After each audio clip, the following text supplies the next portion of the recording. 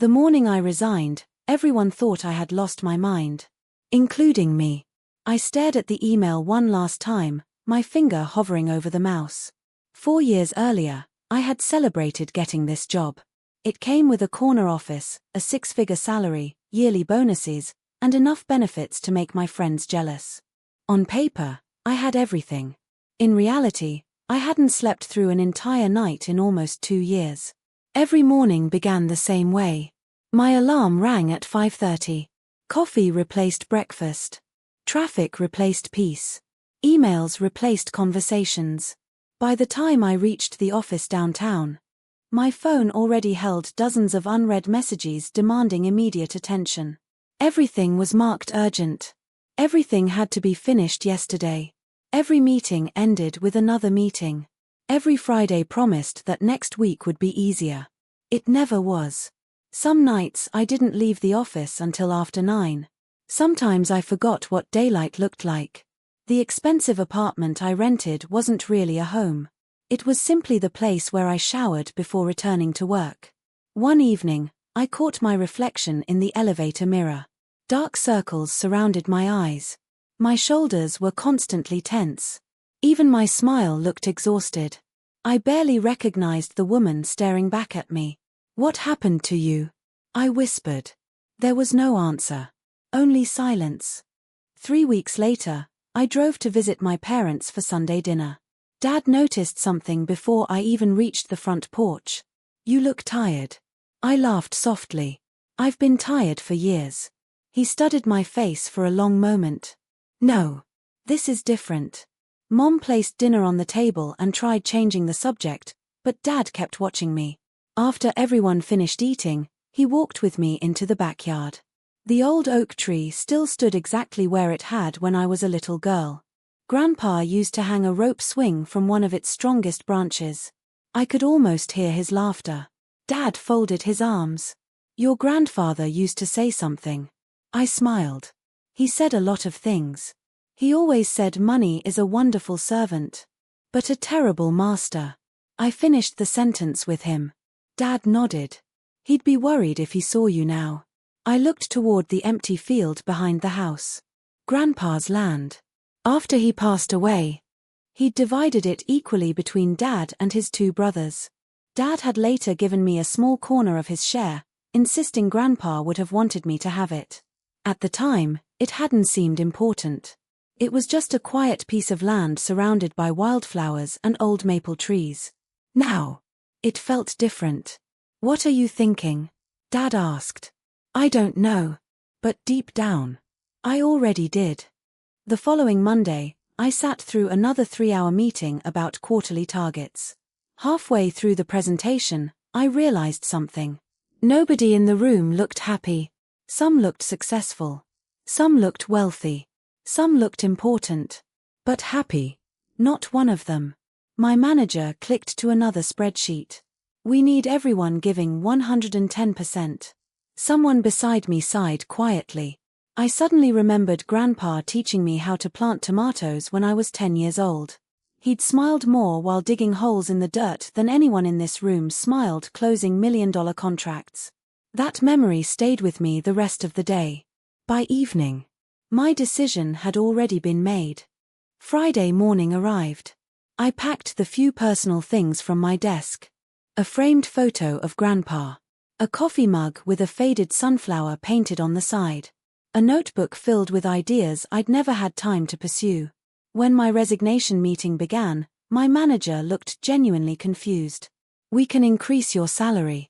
It isn't about the money. We can discuss a promotion." "I don't want another title." He leaned back. "What do you want, Emma?" For the first time in years.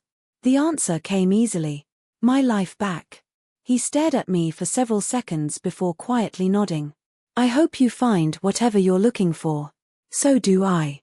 The next morning, I drove to Grandpa's little piece of land. The grass had grown tall. Wildflowers danced gently in the breeze. Birds filled the quiet morning with songs no office building could ever compete with. I stood in the middle of the empty field and closed my eyes. No traffic. No ringing phones. No deadlines. Just wind. And peace. Ryan Brooks, the neighbor whose property bordered the land, waved from across the fence. "Morning, Emma." "Morning. Haven't seen you here in a while. I think that's about to change."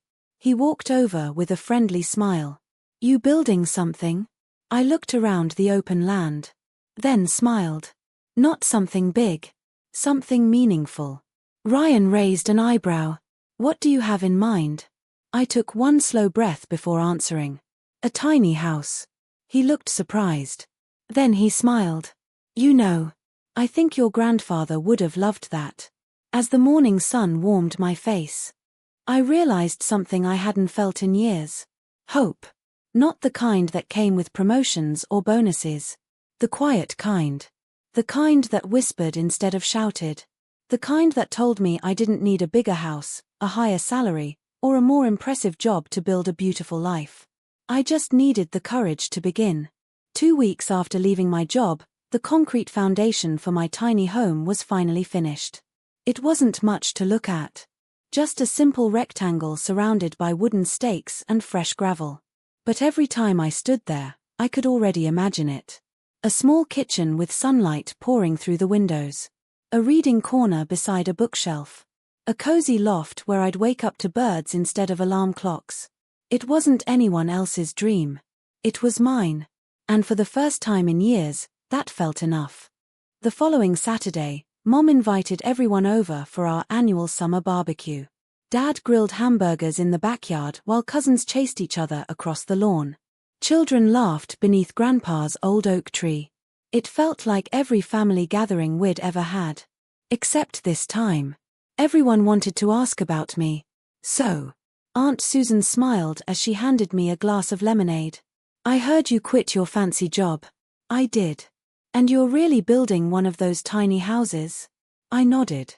"I am." She smiled politely. "Well, I suppose that's different." Before I could answer, another voice interrupted. "Oh, don't encourage her. Olivia." She walked across the patio wearing designer sunglasses and carrying a handbag that probably cost more than my old car. She kissed Mom on the cheek before turning toward me with a grin. "So it's actually happening?" "It is." She laughed. "I honestly thought you'd come to your senses." Several relatives exchanged uncomfortable glances. Dad quietly flipped another burger without saying anything. Olivia folded her arms. "Tell me something. Where exactly are you planning to put all your stuff?" "I've already donated most of it." Her eyebrows shot up. "You got rid of your furniture?" "I only kept what I actually use." She laughed louder. "Oh my goodness." She looked around the backyard. "Did everyone hear that?" A few cousins awkwardly smiled. "I spent years buying nice furniture," she continued. "And Emma just gave hers away." I shrugged. "I didn't need it." "No. You just need a bed the size of a closet." A couple of people chuckled nervously. Dad's smile disappeared. Olivia wasn't finished. "So how big is this little house?" "About 300 square feet." She nearly dropped her drink laughing. 300. She turned toward Aunt Susan. "My walk-in closet is bigger than that." A few people laughed louder this time, even though they tried to hide it. I smiled politely. "It'll be enough for me." Olivia shook her head. "No, Emma. It'll be enough for camping." She leaned closer. "You're not building a house. You're building a shed." The words hung in the warm summer air. No one said anything. Not Mom. Not my cousins. Not my uncles. Everyone simply waited to see how I'd react. I took a slow sip of lemonade. Then I smiled. "I've seen beautiful homes smaller than mansions." Olivia rolled her eyes. "And I've seen people regret bad decisions." She glanced toward Mark, who was scrolling through his phone nearby. "We're actually looking at a 6-bedroom house." Her voice grew louder. 3-car garage. Home theater. Swimming pool. Several relatives looked impressed. "It sounds nice," I said sincerely. "It will be." She smiled confidently. "You should come visit. I'd invite you to my place." She looked me up and down. "But I'm not sure you'd have enough room for guests." More awkward laughter followed. Dad finally set the spatula down. That's enough. Olivia. She looked surprised. What? I'm just being honest. Dad calmly faced her. There's a difference between honesty and humiliation. The backyard became completely silent. Olivia crossed her arms. I wasn't humiliating anyone. I was joking. Dad looked at me. Then back at Olivia. The only person laughing is you. To break the tension, Mom suggested everyone eat. Conversations slowly resumed. But something had changed. People were speaking more quietly now. As I filled my plate, my younger cousin Lily walked over. She couldn't have been older than 12. She tugged gently on my sleeve. I think your little house sounds cool. I smiled. You do? She nodded enthusiastically. It'll be like one of those cozy cabins in the videos I watch. I laughed. That's exactly what I'm hoping. She grinned. When it's finished. Can I come see it? You'll be my first guest. Her eyes lit up. Really? Really? She hugged me before running back toward the other kids. Sometimes. Encouragement came from the people who expected nothing from you. As the afternoon came to an end, I helped Dad clean the grill. Neither of us mentioned Olivia for several minutes. Finally, he spoke. Did what she said bother you? I looked across the field beyond the backyard. A gentle breeze moved through the tall grass where my tiny home would soon stand. A little. Dad nodded. That's normal. He placed a hand on my shoulder. But remember something. I looked at him. People who measure life by square footage rarely understand the value of peace. I smiled. You think Grandpa would have agreed? Dad chuckled softly. He would have laughed. And then he would have handed you a hammer. I laughed too. As we stood there watching the sunset, I realized Olivia wasn't laughing because my dream was too small. She was laughing because it didn't look like hers. And sometimes, the people who mock your path are simply afraid to imagine one different from their own. Monday morning arrived with clear blue skies and the smell of fresh-cut lumber. At 7 o'clock sharp, Dad's old pickup truck pulled onto the property. The truck looked exactly as it had for the past 20 years, faded blue paint, a dented front bumper, and a toolbox that rattled every time he drove over a bump. Ryan arrived a few minutes later with another truck loaded with lumber. He climbed out wearing work boots and a baseball cap. Ready to build your dream? I smiled. I've been ready for years. Dad handed me a pair of leather work gloves. Then let's get started. The first lesson came sooner than I expected. I reached for a wooden beam, convinced I could carry it by myself. It barely moved. Ryan laughed. Rule number 1. I looked up. What's that? Wood is always heavier than it looks. Dad chuckled. So are dreams. The three of us lifted the beam together and carried it onto the foundation. For the next several hours, I learned more than I had during years of sitting behind a desk. How to measure twice before cutting once. How to hold a level. How to square a corner. How to swing a hammer without smashing my thumb. I wasn't very good. Not yet. But every mistake taught me something. And unlike the corporate world, nobody treated mistakes like failures. They treated them like lessons. By lunchtime, I had blisters on both hands. Ryan noticed me rubbing my palms. First day? I nodded. They hurt. He grinned. Good. I looked at him. Good. Means you're building something real. Dad tossed me a bottle of water. I got the same blisters when I built your treehouse. I laughed. I remember. You cried because the ladder was too high. I was 8. You still climbed it. I smiled. I did. Dad nodded toward the unfinished walls. Same girl. His words stayed with me for the rest of the afternoon. As the weeks passed, the empty concrete slab slowly became a home. First came the floor, then the walls, then the roof. Every evening, I drove home covered in sawdust instead of stress. My muscles ached. My hands were rough. But for the first time in years, I slept deeply. Sometimes before bed, I'd catch myself smiling for no reason at all. That hadn't happened in a very long time. Not everyone shared my excitement. One afternoon, while Ryan and I were installing windows, a shiny black SUV pulled onto the gravel driveway. I didn't have to see the license plate to know who it was. Olivia stepped out wearing high heels completely unsuited for a construction site. She looked around before wrinkling her nose. So, this is it. I climbed down the ladder. It is. She slowly walked around the tiny frame, inspecting every angle. I thought it might look bigger in person. Ryan quietly continued working, pretending not to listen. Olivia laughed. It's cute.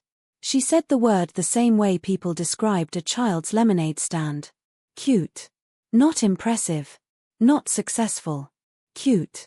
She peeked through one of the unfinished window openings. Where's the master bedroom? Up in the loft. She looked confused. The loft. I pointed upward. You climb a ladder. Her eyes widened. You have to climb a ladder to go to bed. I nodded. I like it. She burst into laughter. Oh, Emma. I've stayed in hotel rooms bigger than this. I smiled calmly. I've worked in office cubicles smaller than this. Ryan let out a quiet laugh before quickly looking away. Olivia noticed. I don't understand why you're encouraging this. Ryan climbed down from the roof. Because she's building something she actually wants. Olivia folded her arms. She'll get tired of pretending this is enough. Ryan shrugged.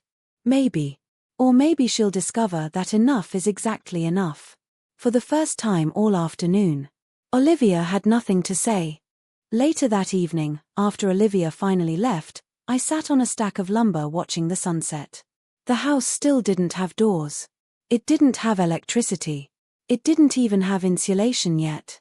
But I could already imagine every room. Dad sat beside me. You okay? I nodded. She thinks I'm making a mistake. Dad looked toward the unfinished house. You know, when I built your mother's first kitchen cabinets, everyone said I should have hired professionals.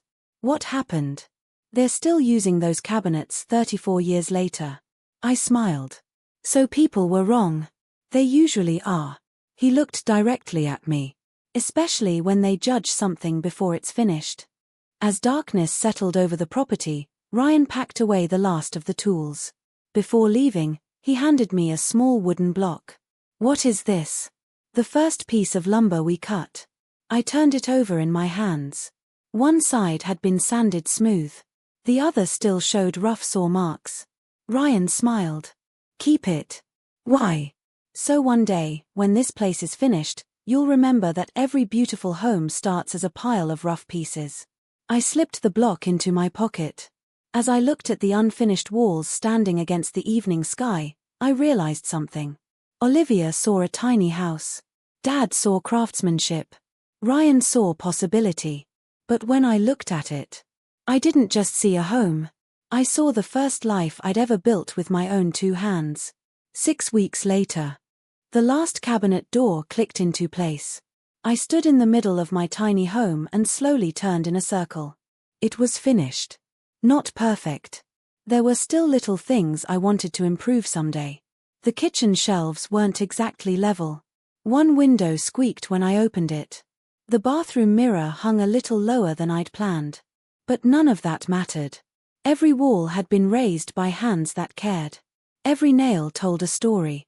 Every corner carried a memory. This wasn't something I had bought. It was something I had built. Dad walked inside carrying his toolbox one last time. He looked around without saying a word. His eyes lingered on the pine ceiling we'd installed together. The little wood-burning stove. The tiny dining table beside the window. Finally, he smiled. You know. What? This feels like your grandfather. I looked around. It does. He nodded. He never believed people needed more than they could love. I swallowed the lump in my throat. I wish he could have seen it. Dad placed his hand on one of the cedar beams. I think he has. Neither of us spoke for a while. Sometimes silence said everything. That afternoon, Ryan arrived carrying a small cardboard box. I brought a housewarming gift. You didn't have to. I wanted to. Inside the box was a tiny brass keychain shaped like a little house. On the back were engraved 4 simple words. Home is built with love. I smiled. I love it. Ryan laughed. I figured your keys deserved something better than the free keychain from the hardware store. They definitely do. He looked around proudly. You should know something. What? I've helped build a lot of houses. He paused. But this one's my favorite. I laughed. Because it's tiny? He shook his head. No. Because every single piece of it has a story. As evening approached, Mom and Dad helped unload the last few boxes from my truck. There weren't many. A bed. A small sofa. Books. A coffee maker. A rocking chair that had belonged to Grandpa. Everything fit inside within a couple of hours. When we finished, the house felt complete without feeling crowded. Mom looked around in amazement. I can't believe how cozy it feels. I smiled. That's exactly what I wanted. She hugged me tightly. I'm proud of you. Those 4 words meant more than any promotion I'd ever received. Just before sunset, Dad handed me a small envelope. I found this while cleaning my workshop. I opened it carefully. Inside was an old photograph. Grandpa stood on this very piece of land nearly 30 years earlier. He was smiling, holding a hammer in one hand and a blueprint in the other. On the back, written in his familiar handwriting, were the words, "A home doesn't have to impress strangers. It only has to welcome the people inside." Tears filled my eyes. I've never seen this before. Dad smiled softly. He would have wanted you to have it today. I carefully placed the photo on the floating shelf beside my bed. It instantly became my favorite decoration. As darkness settled over the countryside, Mom and Dad prepared to leave. Dad hugged me tightly. You sure you'll be okay here alone? I looked around my tiny home. The warm wooden walls glowed beneath the soft lights. The smell of fresh cedar filled every room. Outside, crickets had already begun their evening song. I've never been more okay. He smiled. I believe you. Their truck disappeared down the gravel road, leaving me alone for the very first time. The silence wasn't empty. It was peaceful. I opened every window. A cool breeze drifted through the house, carrying the scent of pine trees and wildflowers. I made myself a cup of chamomile tea and climbed the small ladder into the loft. The mattress rested beneath a skylight. Lying there, I could see hundreds of stars. Something I hadn't seen clearly in years because of city lights. I smiled. No traffic. No emails. No conference calls. No endless deadlines. Just the sound of the wind moving through the trees. Before going to sleep, I checked my phone one last time. There was a new post from Olivia. She had uploaded photos of the luxurious 6-bedroom house she and Mark had just purchased. The caption read, "Dreams come true when you never settle for less." Within minutes, dozens of people had commented. Goals. Absolutely stunning. Living the dream. I looked around my little home. Then I quietly turned my phone off. For the first time in years. I didn't care what anyone else thought my life should look like. I already knew. As I pulled the blanket over myself and watched the stars through the skylight, I realized something that changed me forever. Some people spend their entire lives searching for a place that feels like home. I found mine on the very first night. Not because it was the biggest. Not because it was the most expensive. But because every inch of it reminded me that happiness isn't measured by the size of the house you live in. It's measured by the peace you feel when you finally close the door behind you. I hadn't used an alarm clock in almost a month. Instead, I woke to birds. At first, it felt strange. For years, my mornings had begun with the sharp buzz of an alarm and the immediate panic that I was already behind schedule. Now, the first thing I heard was the gentle chirping of robins outside my bedroom skylight. The second thing I noticed was silence. Not the uncomfortable silence of an empty apartment. The peaceful kind. The kind that let your thoughts breathe. I stretched, climbed down the wooden ladder from the loft, and opened the front door. The cool morning air greeted me like an old friend. Tiny drops of dew still rested on the wildflowers surrounding the house. The sun had only begun climbing over the distant hills, painting the sky in soft shades of orange and gold. Every morning felt like watching the world wake up for the first time. I filled the kettle and placed it on the stove. The tiny kitchen could fit only one person comfortably. Months earlier, Olivia would have laughed at that. Now, I couldn't imagine needing anything bigger.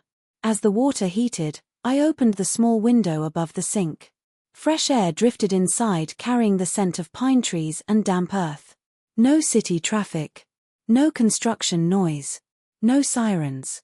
Only birds and wind. I poured hot water over freshly ground coffee and carried the steaming mug outside. The porch was barely large enough for 2 rocking chairs. To me, it was perfect. I settled into Grandpa's old wooden chair and watched the sunrise. It cost nothing. Yet somehow, it felt more luxurious than every expensive rooftop cafe I'd visited during my corporate years. A memory suddenly crossed my mind. 6 months earlier, my mornings looked completely different. Coffee came from a paper cup with my name spelled wrong. Breakfast was whatever I could eat while driving. Most days, I never even tasted either. Everything was rushed. Everything felt borrowed. Even weekends disappeared beneath unfinished work. I used to believe success meant owning more things. A larger apartment. A newer car. Designer clothes. Another promotion. Another bonus. But sitting there with a warm mug between my hands, I realized something. For the first time in years, time belonged to me again. No paycheck had ever given me that feeling. Later that morning, Dad stopped by carrying a small box. I found these in my garage. Inside were packets of vegetable seeds. Tomatoes. Carrots. Lettuce. Green beans. Grandpa's favorite heirloom peppers. You remember how he loved gardening? I smiled. He always said food tastes better when you've grown it yourself. Dad laughed. He also said weeds grow faster than vegetables. He wasn't wrong. Together, we marked out a small garden beside the tiny house. It wasn't large. Just enough space for a few raised beds. Dad handed me a shovel. You've built the house. He smiled. Now build the life around it. By lunchtime, my hands were covered in dirt again. Oddly enough, I loved it. Years earlier, dirt under my fingernails would have embarrassed me. Back then, I worried about polished shoes, expensive handbags, and perfectly pressed business suits. Now, the dirt reminded me I'd spent the morning creating something instead of chasing something. Ryan walked over from the neighboring property carrying 2 cold bottles of lemonade.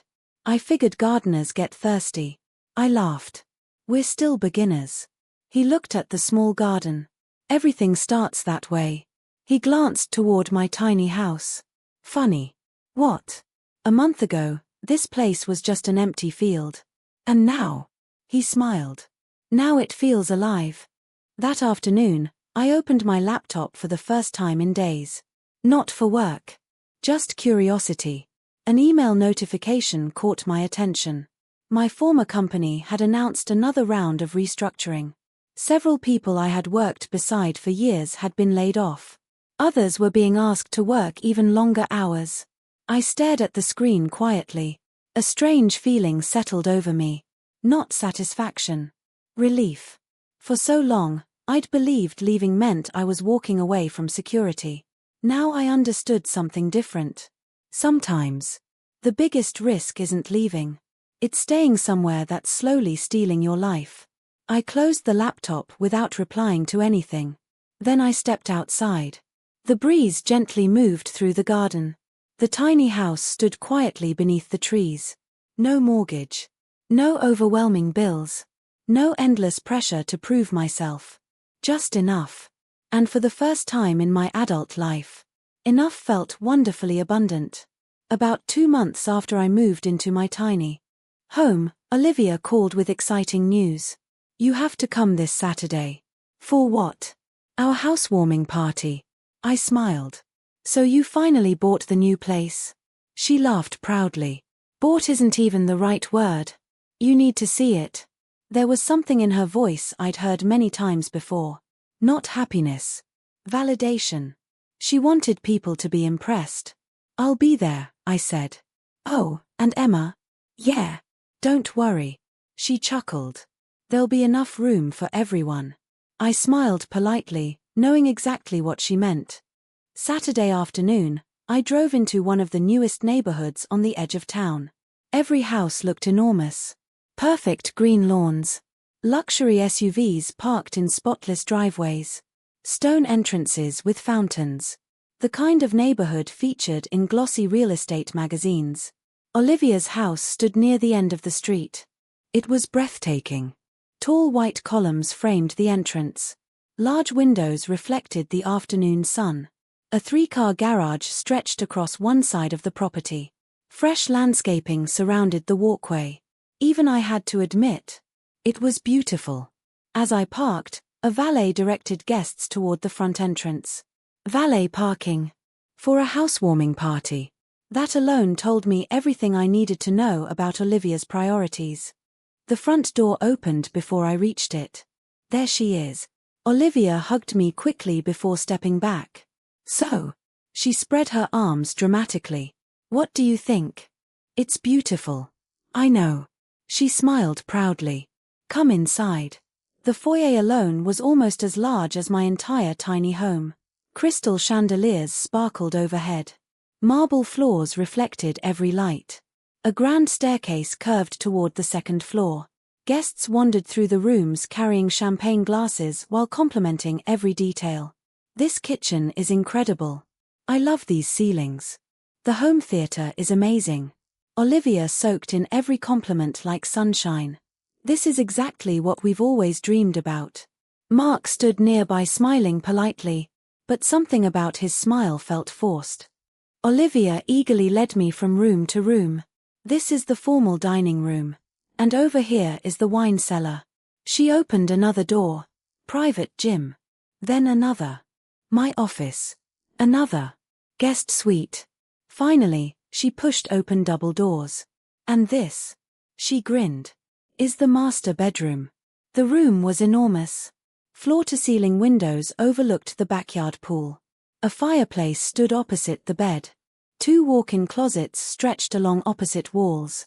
One closet alone looked larger than my living room. Olivia watched my reaction carefully. Pretty amazing, right? It is. She smiled. I suppose your entire house could fit in here. I laughed softly. Probably. Several guests nearby overheard the comment and laughed. Olivia smiled even wider. I still can't believe you chose to live in that little cabin. It's a tiny house. She waved her hand dismissively. Same thing. Later, everyone gathered in the backyard. The swimming pool shimmered beneath the evening lights. A live jazz band played near the patio. Professional caterers served dinner. Everything looked perfect. Dad quietly stood beside me. What do you think? I looked around. It's impressive. It is. He glanced toward Olivia greeting another group of guests. But, I smiled. You know me too well. He nodded. What is it? I don't see anyone relaxing. Dad looked around more carefully. Guests weren't enjoying the house. They were photographing it. Every few minutes someone adjusted decorations before taking another picture. Conversations revolved around square footage, property values, luxury brands, vacation homes. Nobody talked about family. Nobody talked about memories. Nobody talked about home. As the evening continued, I wandered inside looking for a glass of water. While passing the hallway, I accidentally overheard voices coming from the study. The door wasn't fully closed. Mark spoke first. I don't know how much longer we can keep doing this. Olivia answered quietly. We'll figure it out. The mortgage payment is next week. We'll refinance. We already refinanced. Silence. Then Mark sighed heavily. We're spending faster than we're earning. We just need one good year. Another long pause followed. We can't keep pretending. I quietly stepped away before hearing anything else.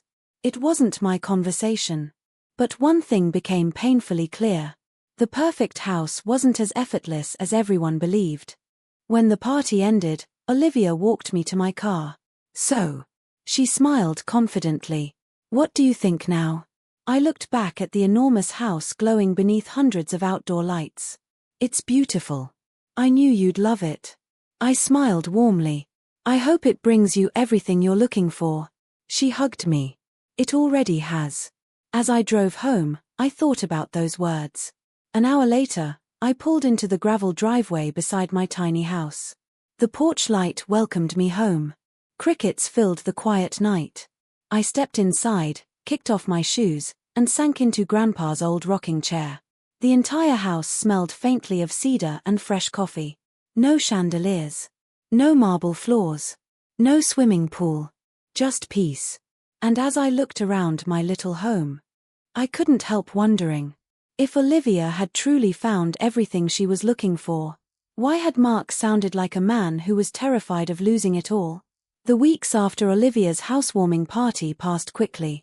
Summer slowly gave way to early autumn. The maple trees surrounding my tiny home began turning shades of gold and crimson. Every morning, I swept colorful leaves from my little porch before making coffee. Life settled into a peaceful rhythm. I spent mornings tending my vegetable garden. Afternoons working remotely as a freelance marketing consultant. Evenings reading beside the wood stove or watching sunsets from the porch. For the first time in my adult life, my calendar had empty spaces. And I loved every one of them. Olivia's calendar looked very different. I knew because she posted nearly every hour of it online. Monday. A photo of a luxury spa. Tuesday.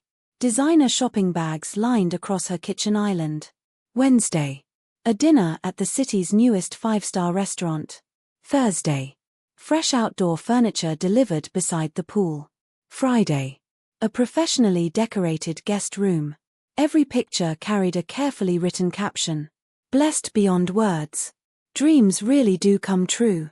Hard work pays off. Thousands of likes. Hundreds of compliments. Everyone believed they were living the perfect life. One Saturday afternoon, Mom invited me over to help organize old family photo albums. As I arrived, Olivia was already there. She walked in carrying several expensive shopping bags. Mom looked surprised. More shopping. Olivia smiled. They were having a designer sale.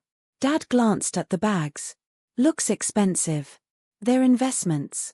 Dad quietly raised an eyebrow. I've never heard anyone call handbags investments. Olivia laughed. You wouldn't understand. Dad smiled politely. Probably not. He returned to sorting photographs. As Mom placed lunch on the table, Olivia unlocked her phone. Oh, you all have to see this. She passed her phone around. Professional photographs of her living room filled the screen. Every pillow perfectly arranged. Fresh flowers placed exactly in the center of the coffee table. Luxury candles burning beside neatly stacked books. It looks beautiful, Mom said honestly. It should. Olivia smiled proudly. I hired an interior designer. Dad looked up. Weren't the rooms already furnished? They were. But they weren't complete. She turned toward me. You understand. I smiled. Actually, I don't. She laughed. Of course you don't. I forgot. You decorate with yard sales. The room became awkwardly quiet. I simply smiled. My rocking chair belonged to Grandpa. Her smile faded for a moment. Then she shrugged. I guess sentimental is nice. After lunch, Mom asked if someone could help clean the garage. Dad and I volunteered. While carrying old storage boxes, he suddenly sighed. I worry about Olivia. I looked at him. Because of the spending? He nodded slowly. She was never like this growing up. What changed? Dad placed another box onto a shelf. I think somewhere along the way, she started believing success had to be visible. He brushed dust from his hands. When you girls were little, your favorite place was an old blanket fort in the backyard. I laughed. I remember. You two pretended it was a castle. He smiled. You were perfectly happy. His smile slowly disappeared. I wish she remembered that. A week later, Olivia invited me over for coffee. I need your opinion. When I arrived, several furniture catalogs covered the dining table. So, She pointed toward two nearly identical leather sofas. Which one? I studied them carefully. They look exactly the same. They're not. She sounded almost offended. This one is imported Italian leather. And this one? Handmade Italian leather. I blinked. What's the difference? The price. She smiled. This one's $12,000. I nearly spilled my coffee. 12,000. She nodded happily. But it's absolutely worth it. I looked toward the perfectly good sofa already sitting in her living room. What happened to that one? She shrugged casually. I'm tired of it. It's only 6 months old. I know. She smiled. But everyone has seen it already. For a moment. I didn't know what to say. That evening, after returning home, I sat on my porch watching the stars appear one by one. The only new purchase I'd made that month was a $20 bird feeder hanging from a maple tree. 3 bluebirds landed on it almost immediately. I smiled as they chirped happily. Inside my tiny home, everything I owned served a purpose. Nothing was there simply to impress visitors. I suddenly remembered something Grandpa used to say whenever neighbors bought flashy new cars. He'd smile and quietly whisper, "Never spend your life trying to impress people who'll forget what you own by next week." Back then, I hadn't understood what he meant. Now I did. As I looked toward the peaceful darkness surrounding my little home, I couldn't help wondering how exhausting it must be to constantly chase a finish line that kept moving. Because no matter how much Olivia bought, she never seemed any closer to feeling like she had enough. By the middle of October, the mornings had become colder. I wrapped a blanket around my shoulders and stepped onto the porch with my coffee. The garden had almost finished producing vegetables for the season. The tomato vines were fading. The pepper plants held only a few last bright red peppers. I smiled as I picked them into a small basket. This little garden had saved me hundreds of dollars over the summer. Not because I was trying to save money. Simply because I enjoyed growing my own food. It amazed me how many good things happened when you stopped trying to impress people. That afternoon, Mom called. "Emma." "Hi, Mom. Would you mind coming over?" "Of course. I need help organizing the attic." "I'll be there in 20 minutes. When I arrived, Dad was repairing one of the old dining chairs while Mom sorted through several dusty boxes. The house smelled like cinnamon and fresh apple pie. Exactly the way autumn should. As I climbed into the attic, I heard the front door open downstairs. A familiar voice echoed through the house. "Mom." "Olivia." She sounded cheerful. Almost overly cheerful. A few moments later, she appeared at the top of the attic stairs carrying a large shopping bag. "I brought dessert." Mom smiled. "You didn't have to." "I know. I wanted to." Something about her smile felt rehearsed. While we sorted old family albums, Olivia's phone rang. She glanced at the screen. Her smile disappeared. "I'll take this outside." She hurried downstairs before answering. Dad looked up from the photo album. "Everything okay?" "I think so." But none of us sounded convinced. Nearly 15 minutes passed before Olivia returned. She forced another smile. "Sorry. Work call." I knew she wasn't working. She'd left her marketing job months earlier. Mark's income was supposed to be enough. I didn't question her. But something felt different. Later that evening, I walked outside to throw away a trash bag. As I rounded the side of the house, I heard voices near the driveway. Olivia didn't know I was there. Neither did Mark. He had just pulled up in his SUV. "I told you they'd call again." His voice sounded exhausted. "They've already called 3 times today." Olivia crossed her arms. "I'll make the payment tomorrow." "With what?" "We'll figure it out." Mark rubbed both hands across his face. "We've been saying that for months. We're waiting on my bonus." "There isn't going to be a bonus." Silence. Then he spoke again. "The credit cards are nearly maxed out." My heart sank. "I know. The second mortgage payment is late." "I know. The pool contractor is threatening legal action." "I know." Her voice cracked. For the first time. She sounded frightened. Not angry. Not defensive. Scared. I quietly stepped back before they noticed me. Their conversation wasn't meant for my ears. As I drove home that evening, I couldn't stop thinking about them. The beautiful house. The expensive furniture. The luxury cars. Every weekend seemed filled with parties and shopping. Online. Their lives looked perfect. Offline. They were barely holding everything together. It reminded me how little social media actually revealed. People rarely photographed overdue bills. Or sleepless nights. Or whispered arguments in the driveway. The next morning, I opened my laptop to check emails. One notification caught my attention. Olivia had posted another photo. She stood beside the swimming pool wearing a bright smile. The caption read, "Grateful for every blessing. Hard work always pays off." Within minutes, the comments poured in. "You're living my dream, absolutely perfect. You inspire me." Couple goals. I stared at the screen for a long moment.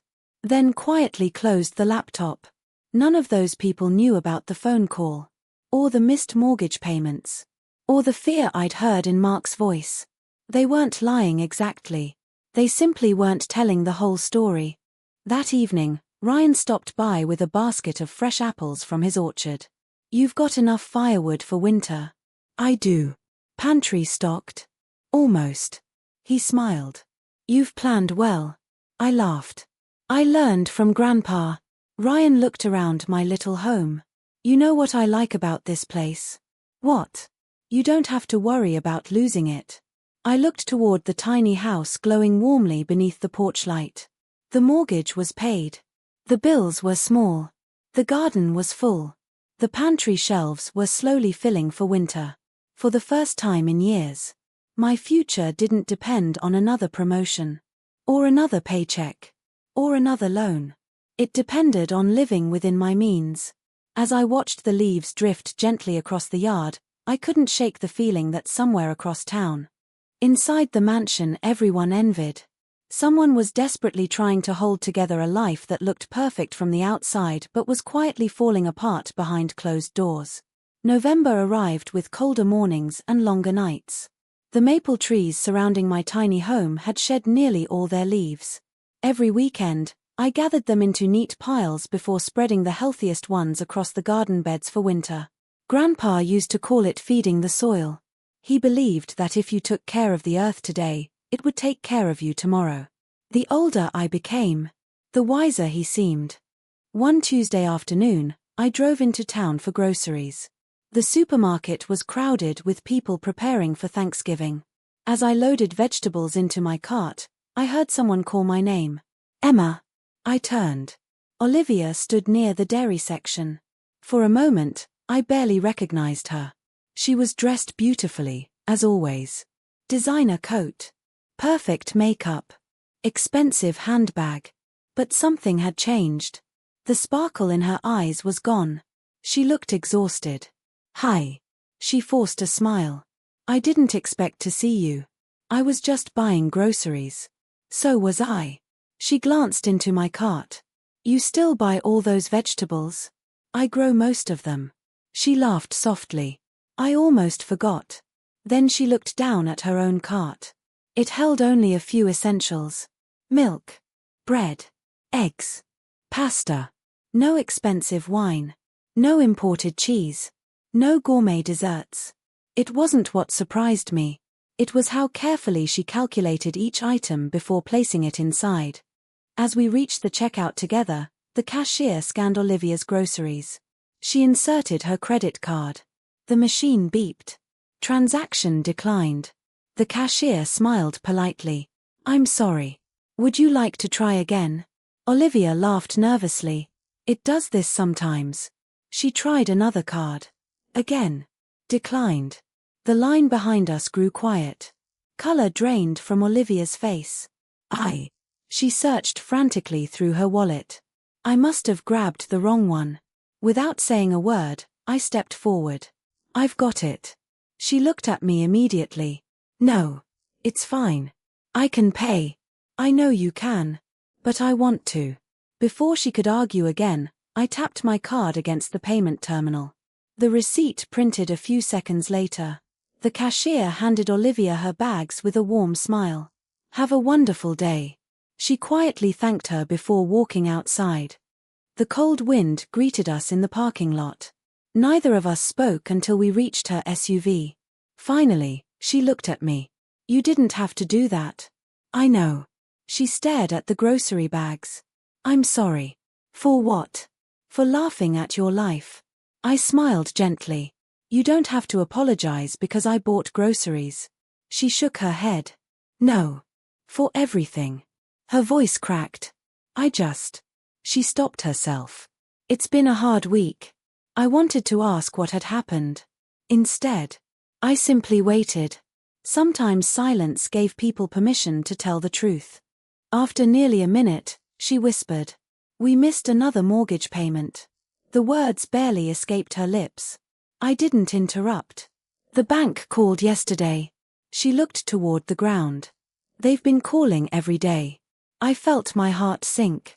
"What happened?" She laughed bitterly. "You remember when everyone kept saying we were living the dream?" I nodded. "We believed them." She leaned against the driver's door. "We bought the biggest house we could qualify for. Then we furnished it. Then we renovated it. Then we kept spending because everyone expected us to." Tears filled her eyes.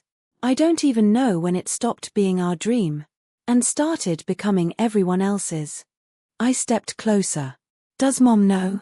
She quickly shook her head. "No." "Dad?" "No." "Why not?" She laughed sadly. "Because I've spent years convincing everyone I had the perfect life." She looked at the enormous SUV beside us. I don't know how to admit I was wrong. For a moment, neither of us said anything. Cars passed behind us.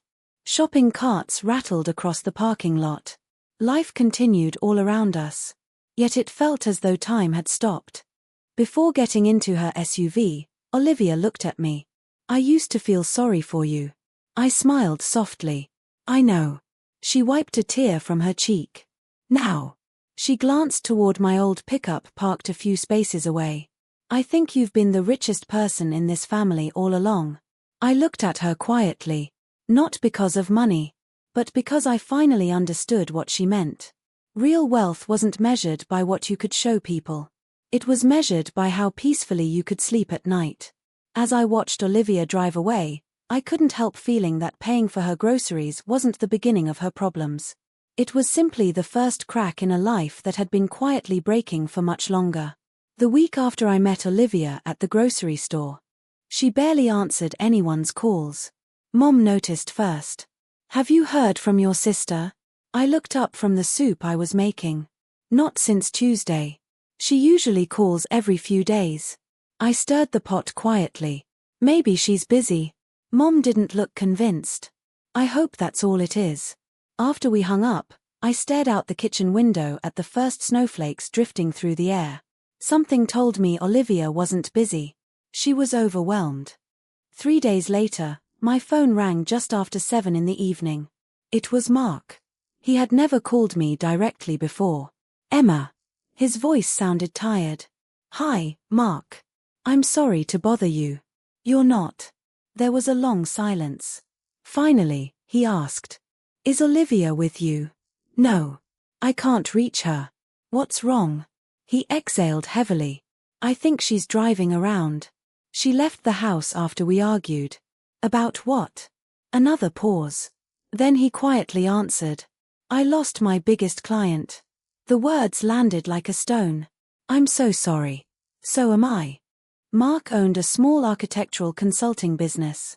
4 years, one commercial developer had supplied almost half of his projects. Without them, everything changed. They cancelled every contract this morning. All of them. Every single one.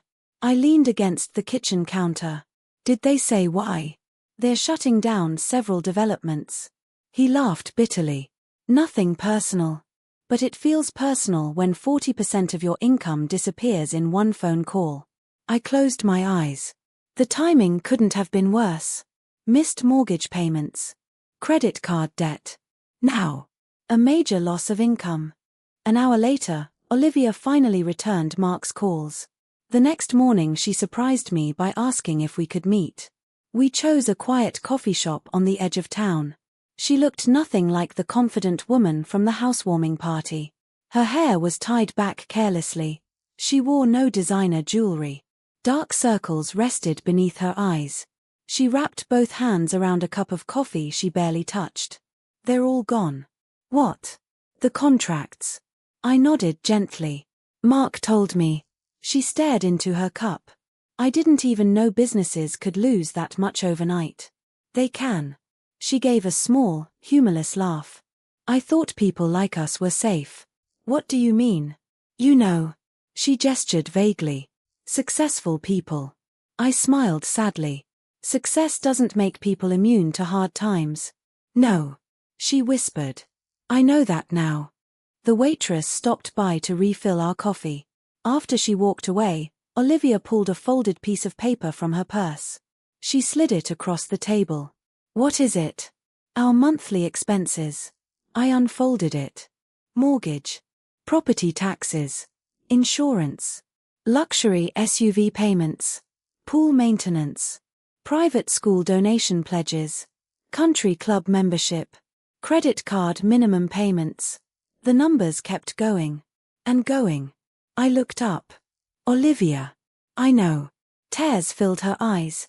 "I don't even recognize our life anymore." I quietly folded the paper. "How much of this can you cut?" She looked around the cafe before answering. "Almost everything." "Then why haven't you?" She stared out the window. "Because." Her voice cracked. I kept thinking things would go back to normal. I reached across the table and gently placed my hand over hers. "You know what Grandpa used to say?" She smiled weakly. "He said a lot. He said storms don't care how expensive your roof is." A tear rolled down her cheek. "He really did say that. He also said the sooner you repair the damage, the less it costs." She laughed through her tears. "I miss him." "So do I." For a few moments, we simply sat there remembering a man who had never cared about appearances. Only character. As we stood to leave, Olivia suddenly stopped. "Emma." "Yeah." She looked embarrassed. "Can I ask you something?" "Of course." "When you quit your job, weren't you terrified?" I smiled. "Every single day."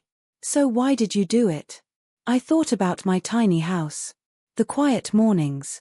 The garden. The peaceful nights beneath the skylight. Then I answered honestly. Because I realized I was more afraid of spending my whole life pretending I was happy. She lowered her eyes. "I think I've been pretending for years." That evening, I returned home just before sunset. I lit the wood stove and watched the flames slowly fill the room with warmth. Outside, the first real snowfall covered the garden in white. Everything looked peaceful. Yet I couldn't stop thinking about Olivia and Mark. Losing one client had done more than reduce their income. It had exposed a truth they'd been avoiding for months. Their mansion hadn't been built on financial security. It had been built on the hope that tomorrow would always be better than today. And hope, by itself, was never a payment the bank would accept. The first thing to disappear was the second SUV. Most people didn't notice. They assumed Mark had driven it to work or that it was being serviced. Only a handful of people knew the truth. It had been sold. Quietly. Without a single social media post. One Saturday morning, I was pruning the fruit trees beside my tiny house when Dad's pickup rolled into the driveway. He stepped out carrying a box of homemade cinnamon rolls Mom had baked. "I brought breakfast." I smiled. "You always know the right time to visit." He laughed. "I also brought some news." "What happened?" He hesitated. "I drove past Olivia's house this morning. And the black SUV is gone." I looked toward the mountains in the distance. "They sold it." Dad slowly nodded. "I thought so." Neither of us said anything for a while. Sometimes, the smallest changes revealed the biggest struggles. That afternoon, Olivia called. "Can you come over?" Of course. When I arrived, the driveway looked strangely empty. Only one vehicle remained. The large garage door stood open. Inside, Cardboard boxes were stacked everywhere. Designer lamps. Expensive artwork. Decorative furniture. Crystal vases. Everything was neatly labeled. For sale. I quietly walked inside. Olivia was wrapping porcelain dishes in newspaper. She looked up and smiled weakly. Welcome to the world's most expensive garage sale. I picked up a framed painting. I thought you loved this. I did. What changed? She sighed. The electric company doesn't accept paintings as payment. Her attempt at humor couldn't hide the sadness in her voice. Mark walked in carrying another box. These are going online tonight. He looked exhausted. His beard had grown in. His shirt was wrinkled. He looked like a man who hadn't slept properly in weeks. Hi, Emma. Hi. He forced a smile. We're downsizing. Olivia laughed quietly. That's one way to describe it. For the next few hours, I helped them organize everything. One box held designer handbags. Another contained expensive watches. There were shoes that had never been worn. Kitchen appliances still sealed in their original packaging. I looked around in disbelief. So much of this is brand new. Olivia nodded. I kept buying things because everyone online said they were must-haves. She picked up a luxury handbag. I waited 3 months to get this. She smiled sadly. I carried it twice. What are you selling it for? About half of what I paid. She looked at the bag for another moment before placing it gently into the box. I used to think owning this made me successful. She looked around the garage. Now it's just another bill I wish I'd never created. As we worked, a young couple arrived to look at the furniture. They admired the dining table. It's beautiful. Mark nodded. It should last decades. The woman smiled. Why are you selling it? A long silence followed. Finally, Olivia answered honestly. We bought more than we could afford. The couple exchanged a quick glance. There was no judgment. Only understanding. We've been there, the man admitted. My wife and I nearly lost our apartment 5 years ago. His wife smiled. Simplifying our life was the best thing that ever happened to us. After they left with the dining table, Olivia stood quietly watching their truck disappear. I thought people would laugh. I looked at her. They didn't. She shook her head. They just understood. Later that evening, we sat on the nearly empty patio overlooking the pool. The expensive outdoor furniture had already been sold. Only 3 folding chairs remained. Mark stared across the water. I spent years believing providing more meant loving more. He rubbed his forehead. I kept saying yes to bigger projects.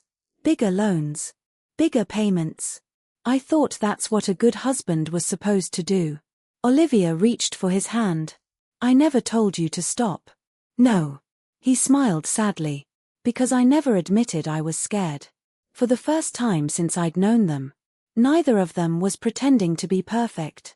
And somehow, they looked more like a real couple than they ever had during all those glamorous parties. As I drove home that night, I passed several beautiful houses glowing beneath holiday lights. From the outside, every one of them looked perfect. Warm. Successful. Complete. But I had learned something over the past few months. You could never measure someone's peace by the size of their front door. When I pulled into my gravel driveway, my tiny home welcomed me with its familiar porch light. Inside, everything I owned had a place. Nothing was there because someone else expected it. Nothing existed to impress strangers. I lit the wood stove and sat beside the window, watching the first snow settle across the quiet field. Across town. Olivia and Mark had spent the day letting go of the things they once believed defined them. They thought they were selling furniture. But without realizing it, they had begun selling something much heavier.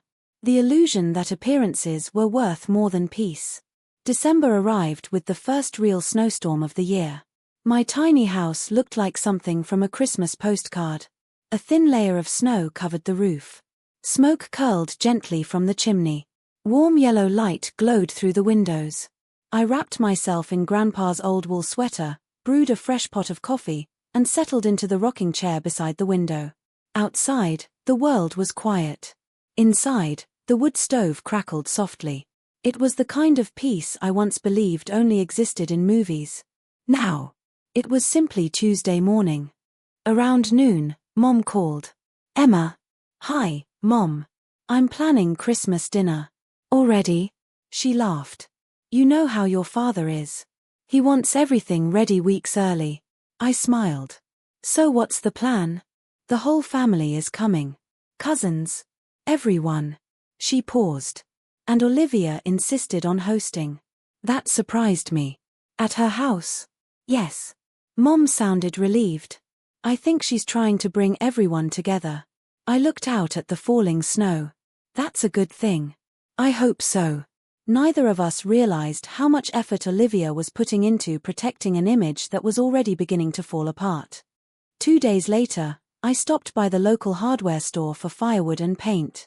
As I loaded supplies into my truck, I noticed Mark across the parking lot. He was loading plywood into the back of his SUV. He looked thinner. His shoulders slumped beneath his winter coat. When he saw me, he forced a smile. "Emma." "Hey. Doing some repairs?" He nodded. "A few things." His answer came too quickly. Then I noticed the discount stickers on every item in his cart. Clearance paint. Discount caulk. Budget light fixtures. Nothing wrong with that. Except, just months earlier, Olivia would have refused to buy anything that wasn't premium. Now, every dollar mattered. Before leaving, Mark called after me. "Emma." I turned. "Can I ask you something?" "Sure." He hesitated for several seconds.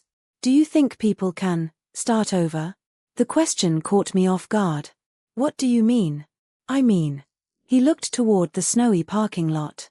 "When you've made mistake after mistake. When you've built your whole life around proving something. Is it possible to rebuild?" I smiled gently. "My tiny house stands on land that used to be nothing but weeds." He looked at me quietly. "Everything beautiful starts somewhere." For the first time that day, he smiled. A real smile. Small, but genuine. The following weekend, Christmas decorations began appearing across town. Olivia's neighborhood looked spectacular. Every house competed with the next. Thousands of lights. Giant inflatable decorations. Perfect wreaths. Professional landscaping covered in glowing ornaments. Driving through the neighborhood felt like entering a holiday magazine. When I reached Olivia's house, workers were hanging even more lights along the roof. I walked inside. The mansion looked breathtaking. A 12-foot Christmas tree reached almost to the ceiling. Wrapped presents surrounded its base. Fresh garlands lined every staircase. Soft holiday music filled the rooms. If someone had walked in that moment, they would have believed Olivia had the perfect life. Exactly as she intended. While helping Mom decorate cookies in the kitchen, I quietly asked, "How are things?" Olivia smiled without looking up. "Wonderful." "You sure?" "Absolutely." She sprinkled icing onto another cookie. "We're excited for Christmas." "Mark doing okay?" She nodded quickly. "He'll be fine." The answer sounded practiced. Like she'd repeated it to herself so many times that she'd almost started believing it. Almost. As guests began arriving later that afternoon, compliments filled the house. "This place is gorgeous. Your decorations are unbelievable. I've never seen a Christmas tree this beautiful." Olivia smiled graciously at every compliment. She thanked everyone. She laughed. She posed for family photos. No one noticed how tired she looked when people weren't watching. No one noticed Mark quietly calculating receipts on his phone between conversations. No one noticed the unopened stack of envelopes tucked beneath a cookbook on the kitchen counter. I noticed. Because I knew what to look for. That evening, after everyone had left, I hugged Olivia goodbye. She held on to me a little longer than usual. "Thanks for coming." "Always." She looked around the beautifully decorated house. "Everyone had a good time." "They did." She smiled sadly. "Good." As I walked toward my truck, I glanced back through the front window. The house looked warm. Elegant. Perfect. Olivia stood beside the Christmas tree smiling as she waved goodbye. The moment the front door closed, her smile disappeared. She leaned against the wall, closed her eyes, and slowly covered her face with both hands. No one else saw it. The guests drove home believing they had just spent the afternoon inside the happiest house in town. Nobody knew the mortgage was months behind. Nobody knew the credit cards were nearly full. Nobody knew that the sparkling mansion everyone admired was quietly running out of time. And sometimes, the loudest cries for help are hidden behind the brightest Christmas lights. By the time spring returned, my tiny home looked completely different from the day I had moved in. The bare patch of land surrounding it had become something alive. Raised garden beds lined the side of the house. Wildflowers bloomed along the wooden fence. Bluebird houses hung from the maple trees. The little porch overflowed with pots of lavender, rosemary, and mint. It wasn't expensive. It wasn't perfect. But every corner reflected months of quiet care. Every morning, I stepped outside with a cup of coffee and watched the sun rise over a place that finally felt completely mine. One Saturday, Dad stopped by carrying a bucket. I brought compost. I laughed. "You always bring the most interesting gifts." He grinned. "Your grandfather would have approved." Together, we spread the rich soil across the garden beds. Dad knelt beside the tomato plants. "They're growing well. I've been talking to them." He laughed loudly. "I knew your mother would eventually rub off on you." "I'm serious. They don't answer. Yet." We both laughed. There was something strangely comforting about conversations that didn't need to be important. After years of corporate meetings where every word was measured, these simple moments felt priceless. By early May, tiny green tomatoes appeared on the vines. Lettuce filled one raised bed. Peppers stretched toward the morning sun. Fresh herbs perfumed the warm spring air. Ryan leaned over the fence one afternoon. "Looks like you've got enough vegetables to feed the neighborhood." I smiled proudly. "I'm getting there." He pointed toward the strawberries. "You'll have those in another week. I've been checking them every morning." I noticed. He laughed. "I don't think anyone has ever looked so excited about fruit." "I grew them." "Exactly." He smiled. "That's why they taste better." One evening, I carried a basket overflowing with vegetables to my parents' house. Mom opened the door and immediately smiled. "Those came from your garden?" "Every one of them." She held up a large tomato. "I can't remember the last time one smelled this fresh." Dad took a bite of a cucumber before dinner. His eyes widened. "Now that's a cucumber." I laughed. "It tastes like every other cucumber." He shook his head. "No. It tastes like work." He looked at me proudly. "And patience."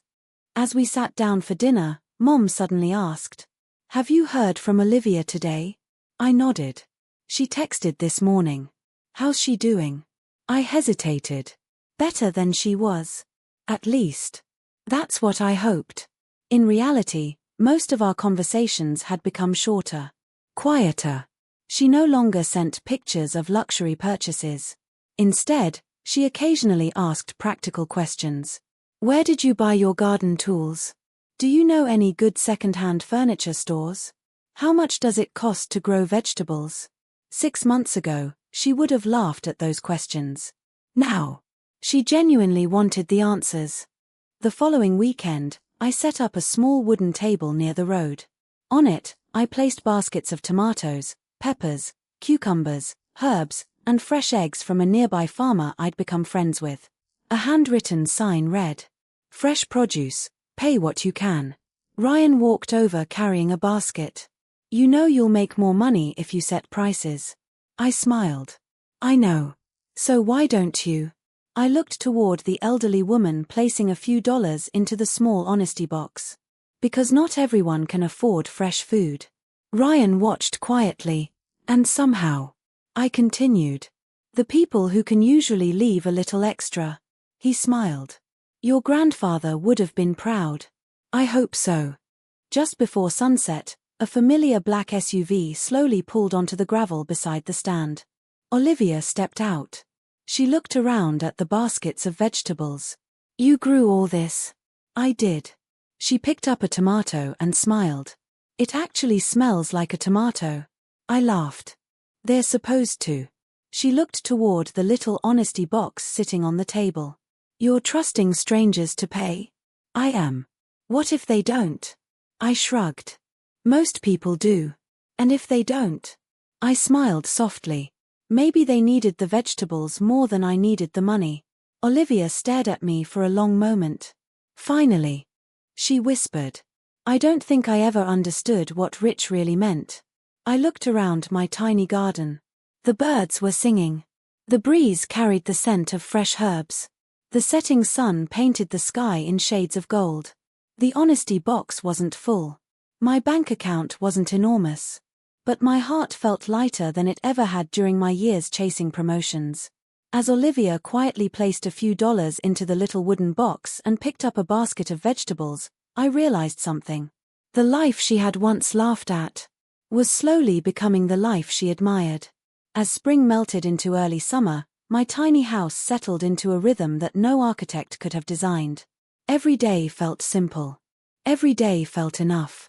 I no longer rushed through mornings. I no longer counted down the hours until weekends. Life wasn't divided into workdays and days off anymore. It simply flowed. My mornings always began the same way. The bedroom loft slowly filled with golden sunlight pouring through the skylight. Birdsong replaced alarm clocks. I climbed down the wooden ladder, opened every window, and let the cool breeze drift through the house. Within minutes, the smell of fresh coffee mixed with cedar wood and wildflowers. The entire house was barely 300 square feet. Yet somehow, it never felt crowded. Everything had a purpose. Everything had its place. Grandpa's rocking chair beside the window. The bookshelf Dad helped me build. The tiny kitchen where every drawer closed with a satisfying click. The little dining table where I often worked, read, or simply watched the rain. Nothing was expensive, but everything meant something. One rainy afternoon, Ryan stopped by carrying a fresh loaf of homemade bread. I traded some apples with Mrs. Henderson. He smiled. Thought you might like this. It smells amazing. He stepped inside, looking around as he always did. You know, I've been in this house dozens of times. And it still surprises me. How? Ryan laughed. It feels bigger every visit. I smiled. That's impossible. No. He looked around carefully. I think it's because there's no clutter. No wasted space. No rooms nobody uses. He sat down in Grandpa's rocking chair. This place actually lets you breathe. I looked around my tiny home. Maybe he was right. There wasn't a single room I avoided. Not a single corner filled with things I'd forgotten I owned. Everything around me served my life, instead of my life serving my possessions. A few days later, Dad invited himself over for lunch. He carried a small toolbox in one hand. I noticed your porch step squeaks. I laughed. You noticed that? I built enough houses to hear things other people miss. While he tightened a few screws beneath the porch, I prepared grilled cheese sandwiches and tomato soup. Nothing fancy. Just simple comfort food. We ate outside beneath the maple tree. Dad looked around thoughtfully. You know what I like most about coming here? What? I never feel like I'm interrupting your life. I frowned. What do you mean? He smiled. When you lived in the city, you always looked like you had somewhere else to be. I thought about it. He was right. Even during family dinners, I constantly checked my phone. Even vacations felt rushed. Even conversations felt scheduled. Now, time no longer chased me. That evening, after Dad left, I received a text from Olivia. Can I stop by tomorrow? I smiled. Of course. The next afternoon, she pulled into the driveway just after lunch. She stepped out carrying nothing but a reusable grocery bag. No designer purse. No luxury sunglasses. Just a simple pair of jeans and an oversized sweater. She looked lighter. Not happier. Not yet. But less exhausted. She stood quietly in front of the tiny house. I still can't believe this is only 300 square feet. I laughed. You've said that every time you visit. I know. She smiled. But every time I leave. I understand it a little more. Inside, I made tea while Olivia slowly wandered through the house. She ran her hand along the wooden shelves, opened one of the kitchen drawers, looked out the window toward the garden. Finally, she sat down. It feels quiet here. It is. No. She shook her head. I don't mean outside. She looked around the room. I mean, my mind feels quiet here. Her words stayed with me. She wasn't talking about the house. She was talking about herself. After a long silence, she spoke again. I haven't slept well in almost a year. I looked at her. Every night I lie awake thinking about bills. The mortgage. The credit cards. What people will think if we lose everything. She looked toward the little wood stove. You know what I think about when I sit here? What? Nothing. She smiled through tired eyes. And I forgot what that felt like. I reached across the table and gently squeezed her hand. You don't need a tiny house to find peace. She looked at me. You just need to stop building a life that steals it. A tear slipped down her cheek. I think I'm finally starting to understand. As the sun began to set, Olivia stood on the porch before leaving. She looked back at the little house one last time. When I first saw this place. She laughed softly. I thought it looked too small to live in. I smiled. And now? She glanced across the garden, where butterflies drifted between the flowers. Then she looked back at me. I think. It's the biggest home I've ever visited. She drove away a few minutes later. I stood on the porch watching her disappear down the gravel road. Then I looked back at my tiny house. It had never been about escaping the world. It had been about creating a place where I could truly live in it. And sometimes, the greatest luxury isn't having more space. It's finally having enough peace to fill the space you already have. The first time I realized I had become completely debt-free wasn't during some grand celebration. It happened on an ordinary Tuesday morning. I was sitting at my tiny dining table with a cup of coffee, paying my monthly bills. Electricity, water, internet, property taxes. I entered the last payment into my budgeting spreadsheet and stared at the screen for a moment. There were no loan payments, no mortgage, no credit card balance, no car payment, nothing waiting for next month, nothing hanging over my head. For several seconds, I simply sat there. Then I smiled. Not because I suddenly felt rich, because I finally felt free. When I worked in the city, payday used to disappear almost immediately. Rent, car payment, parking fees, fuel, expensive lunches, subscriptions I barely used, clothes I bought because everyone at the office dressed the same way. By the middle of every month, I was already waiting for the next paycheck. Back then, earning more money never seemed to solve anything. The more I earned, the more I spent. The more I spent, the harder I had to work. It was a cycle that never seemed to end. Leaving that life had scared me. Now I understood what I'd actually left behind.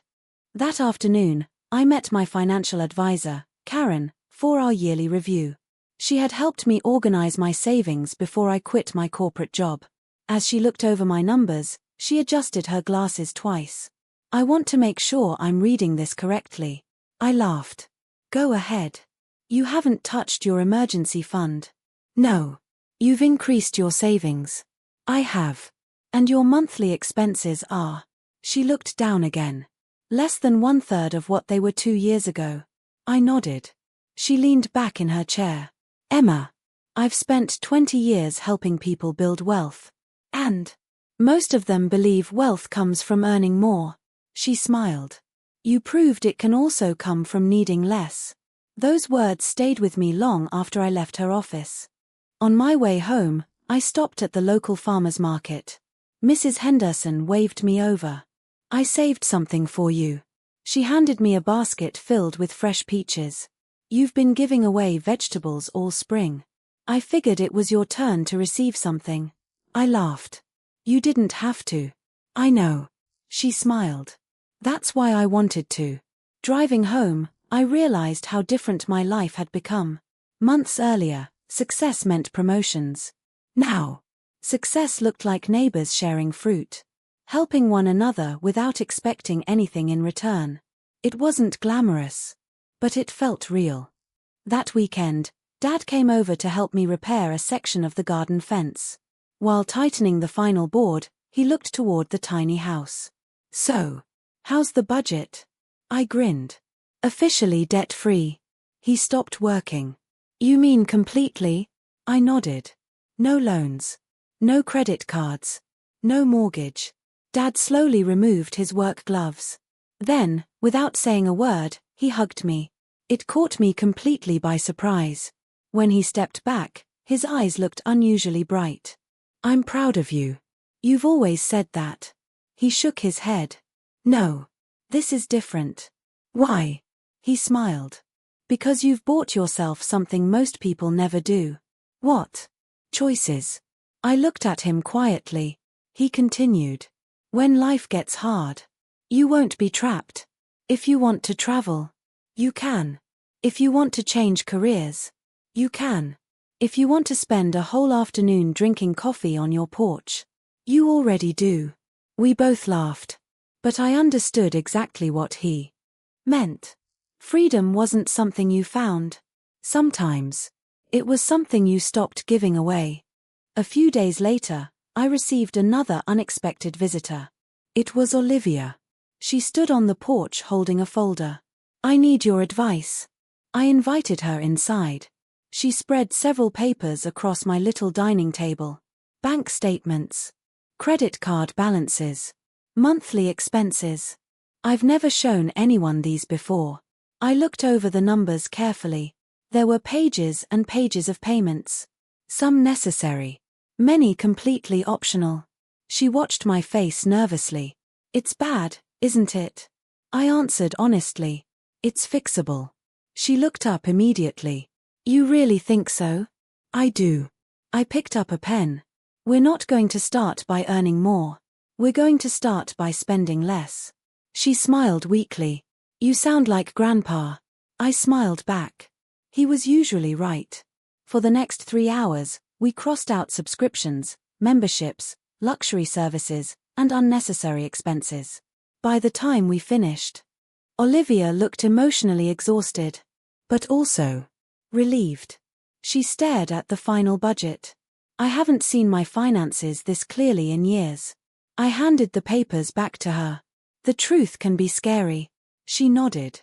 "But it's also where healing begins." As she left that evening, she paused at the end of the porch. "I used to think you gave up everything." She smiled softly. "Now I think you figured out what was worth keeping." I watched her drive away before looking back at my tiny home. For years, people believed I had chosen the smaller life. Standing there beneath the evening sky, I realized the opposite was true. By needing less, I had somehow gained more than I ever imagined. The annual Carter family reunion had always been a big event. Every June, relatives from 3 different states gathered at my Aunt Susan's farmhouse. Children ran across the fields. Uncles argued over barbecue recipes. Aunts compared old family photographs. By sunset, everyone gathered beneath a giant white tent for dinner. Growing up, it had been my favorite day of the year. As an adult, it had become something I quietly endured. Mostly because Olivia always found a way to turn family gatherings into competitions. Whose car was newer? Whose vacation was better? Whose house was bigger? Whose life looked more successful? This year, something felt different before I even arrived. Dad and I drove together in his old pickup truck. As we pulled into the long gravel driveway, dozens of expensive cars already lined both sides of the road. Luxury SUVs. Sports cars. Brand new trucks. Dad smiled. "Looks like we're lowering the neighborhood average." I laughed. "I think we'll survive." He parked beneath a large oak tree. Besides, he looked at his 20-year-old pickup. "This truck's paid for." I smiled. "So is my house." We laughed all the way toward the reunion. Almost immediately, relatives surrounded us. "Emma, We haven't seen you in months. How's the tiny house? Before I could answer, Aunt Susan smiled. I heard you're growing vegetables now. I am. She laughed. Your father keeps bringing tomatoes to everyone. Dad looked almost offended. They're good tomatoes.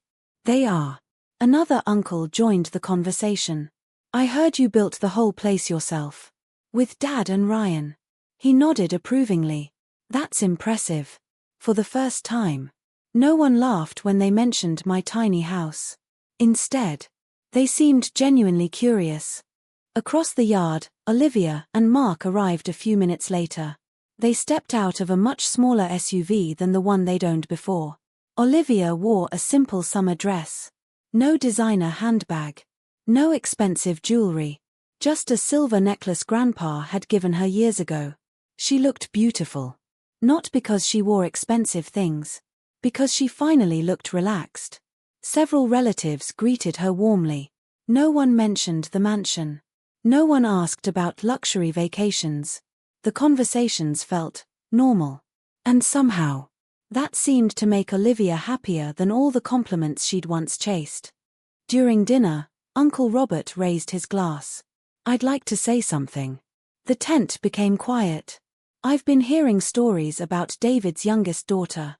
Dad immediately looked embarrassed. Robert. No. He smiled. Let me finish. He turned toward me. Most of us spent years thinking success meant buying bigger houses. He looked around the table. But David showed me pictures of what you've built. He smiled warmly. It isn't just a tiny house. It's a life. Several relatives nodded. You built it yourself. You live debt-free. You grow your own food. You help your neighbors. He raised his glass. I think that's worth celebrating. For a moment. The entire table applauded. I felt my face grow warm. I wasn't used to being the center of attention. Dad slowly stood beside me. He wasn't a man who enjoyed giving speeches. But this time, he wanted to. When Emma left her corporate job, he smiled. I'll admit, I worried. Several people laughed. I thought she was throwing away security. He looked directly at me. I couldn't have been more wrong. The room became completely silent. I've built houses for almost 40 years. I've worked on mansions. I've worked on cabins. I've worked on homes worth millions. He paused. But I've learned something. He pointed gently toward me. The strongest foundation isn't made of concrete. It's made of contentment. Several people quietly nodded. Dad smiled proudly. My daughter taught me that. I felt tears gathering in my eyes. Not because everyone was watching. Because my father wasn't praising my house. He was praising the life I'd chosen to build. As dessert was served, I noticed Olivia quietly sitting beside me. She leaned closer and whispered, "Remember when I called your house a shed?" I smiled. I remember. She laughed softly. I was so sure I knew what success looked like. She looked across the field where children were laughing together. I spent years chasing applause from strangers. She looked back at me. You were busy building peace. Neither of us spoke for a while. There was nothing left to prove.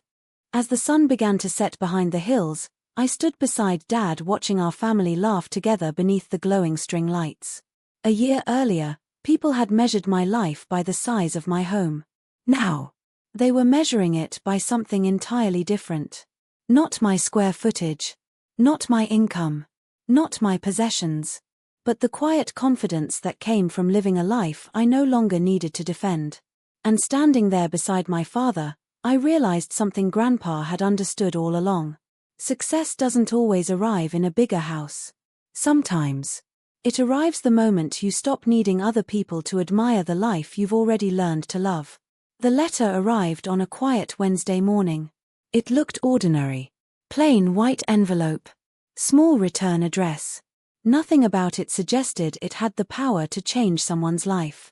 Yet the moment Mark picked it up from the mailbox, he knew exactly what it was. He didn't open it immediately.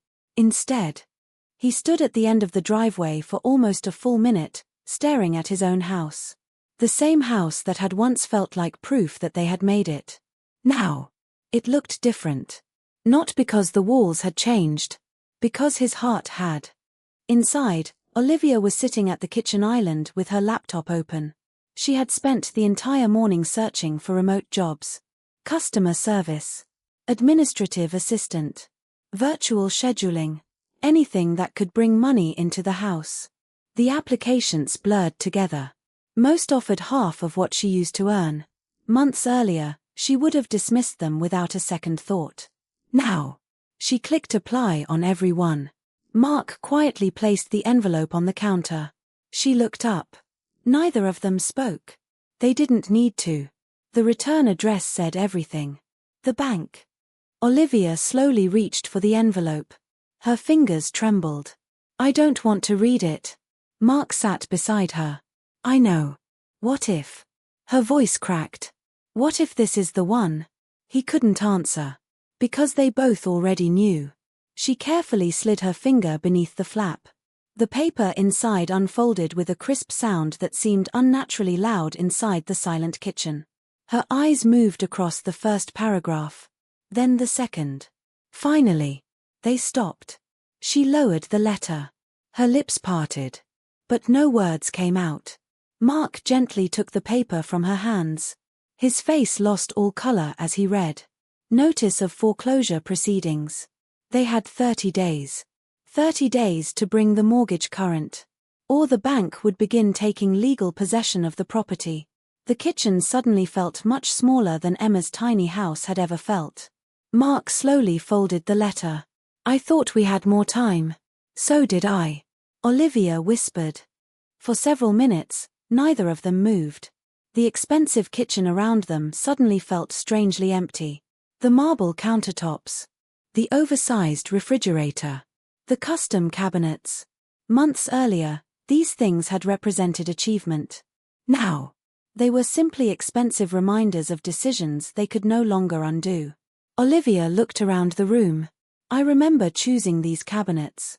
She forced a small smile. I spent 3 weeks deciding between 2 shades of white. Mark looked toward the enormous windows. I remember arguing with the builder because I wanted taller ceilings. Silence settled between them. So much energy. Olivia whispered. Spent on things that never actually made us happy. That afternoon, Mark called the bank. He explained everything. The lost client. The missed payments. The efforts they were making. The woman on the phone listened patiently. When he finished, her answer was kind. But firm. I'm sorry. There isn't anything more we can do. After hanging up, Mark remained seated at the dining table. The phone rested silently in front of him. Olivia walked over. What did they say? He looked up slowly. They said they've already given us every extension they legally could. She closed her eyes. So? He nodded. It's real. That evening, rain began falling against the tall living room windows. Olivia wandered through the mansion alone. She walked into every room. The home theater. The guest suites. The formal dining room. The upstairs balcony. She remembered the excitement she'd felt the day they first received the keys. She remembered posting photographs online. She remembered laughing at Emma's tiny house. You're building a shed, not a house. The words echoed painfully inside her mind. Back then, she believed success was something people admired. Emma had quietly believed success was something you felt. Standing alone inside the enormous hallway, Olivia finally understood the difference. Just before sunset, her phone buzzed. It was a message from Emma. Hi. I harvested more tomatoes and lettuce today. I made too much soup again. If you and Mark want dinner tonight, you're always welcome. No pressure. Red heart hash. Olivia stared at the message until her vision blurred. Emma had no idea about the foreclosure letter. She had no idea today had been the hardest day of their lives. Yet somehow, she had reached out anyway. Olivia slowly typed a reply. Thank you. Maybe another day. Red heart hash. Then she placed the phone down and looked once more at the foreclosure notice lying on the kitchen counter. 4 months. They had feared this letter would arrive. Now that it finally had, They realized the bank wasn't taking away their home. That had happened much earlier. The moment they started confusing a house with a life. The moving trucks arrived on a grey Monday morning. Not because anyone wanted them to. Because they had run out of choices. Olivia stood at the front window holding a cup of coffee that had long since gone cold. Two large trucks slowly backed into the driveway. Neither of them carried a company logo. They weren't professional movers. They were simply local workers hired by the hour. Somehow, that made the moment feel even more real. Mark quietly walked outside to greet them. He looked 10 years older than he had just a few months earlier. The foreman approached with a clipboard. "Morning." Mark forced a smile. "Morning. You want us to start with the upstairs?" Mark looked back at the house. His house. The house he'd spent years dreaming about. "Yeah." He swallowed hard. "Start upstairs." The workers nodded and disappeared inside. Within minutes, the sound of furniture being wrapped echoed through the hallway. Every scrape, every footstep, every cardboard box being taped shut, sounded like another chapter ending. Olivia slowly climbed the grand staircase one last time. The walls were still covered with family photographs. Vacation pictures. Holiday portraits. Birthday celebrations. Perfect smiles. Perfect outfits. Perfect memories. She reached one photograph from the shelf. It showed the day they received the keys to the mansion. Mark had his arm around her. Both of them were smiling proudly. She remembered the caption she'd posted that evening. "Hard work always wins." Thousands of people had congratulated them. Nobody knew how much they had borrowed to make that photograph possible.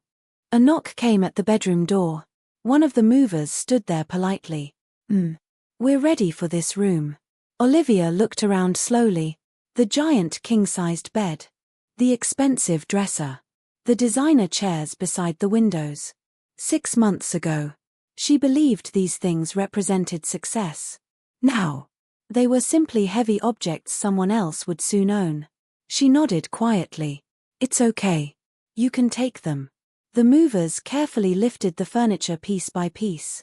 Within half an hour, the enormous bedroom echoed with emptiness. Downstairs, Mark was loading smaller boxes into the truck when a familiar voice called his name. "Mark!" He turned. It was their next-door neighbor, Mrs. Alvarez. She walked across the lawn carrying a covered casserole dish. "I made too much lasagna." Mark immediately understood. She hadn't made too much. She had noticed. "I'm sorry you're both going through this." Mark looked embarrassed. "We were trying to keep it private." Mrs. Alvarez smiled gently. "Honey, this neighborhood notices everything." She handed him the casserole. "People don't judge nearly as much as we imagine." His eyes filled with tears. "Thank you." Inside the kitchen, Olivia carefully wrapped the last few dishes. She stopped when she reached a single ceramic mug. It read, "Dream big." She stared at it for several seconds. Then quietly laughed. Not because it was funny. Because she finally understood. She had spent years dreaming bigger. Bigger house. Bigger car. Bigger parties. Bigger image. She had never once stopped to ask whether bigger actually meant better. Around lunchtime, another car pulled into the driveway. Emma. She stepped out carrying 2 paper bags. Neither Olivia nor Mark had told her about the moving trucks. But one look was enough. Emma quietly walked toward them. "I brought lunch." No questions. No shocked expressions. No pity. Just sandwiches. Fresh fruit. Homemade soup in a large thermos. Mark smiled weakly. "You didn't have to." Emma shrugged. "I figured nobody remembers to eat on days like this." Olivia suddenly burst into tears. Not loud tears. The quiet kind. The kind she'd been holding back for months. Emma immediately hugged her. No lectures. No reminders about the tiny house. No mention of old insults. She simply held her sister while Olivia cried against her shoulder. "I'm so sorry." Olivia whispered. "For everything." Emma gently rubbed her back. "I know. I was horrible to you. I know." I laughed at your dream. Emma smiled softly. And today isn't the day we're going to talk about that. Olivia looked up. Why not? Because today. Emma gently wiped a tear from her sister's cheek. You don't need someone to remind you what you lost. You need someone to remind you that you haven't lost yourself. For a long moment. Nobody spoke. Even the movers slowed their work, quietly giving the sisters a moment alone. By sunset, the mansion looked almost unrecognizable. The echo inside every room made the house feel larger than ever. Yet somehow, it had never felt emptier. As the last moving truck pulled away, Olivia stood in the driveway watching it disappear around the corner.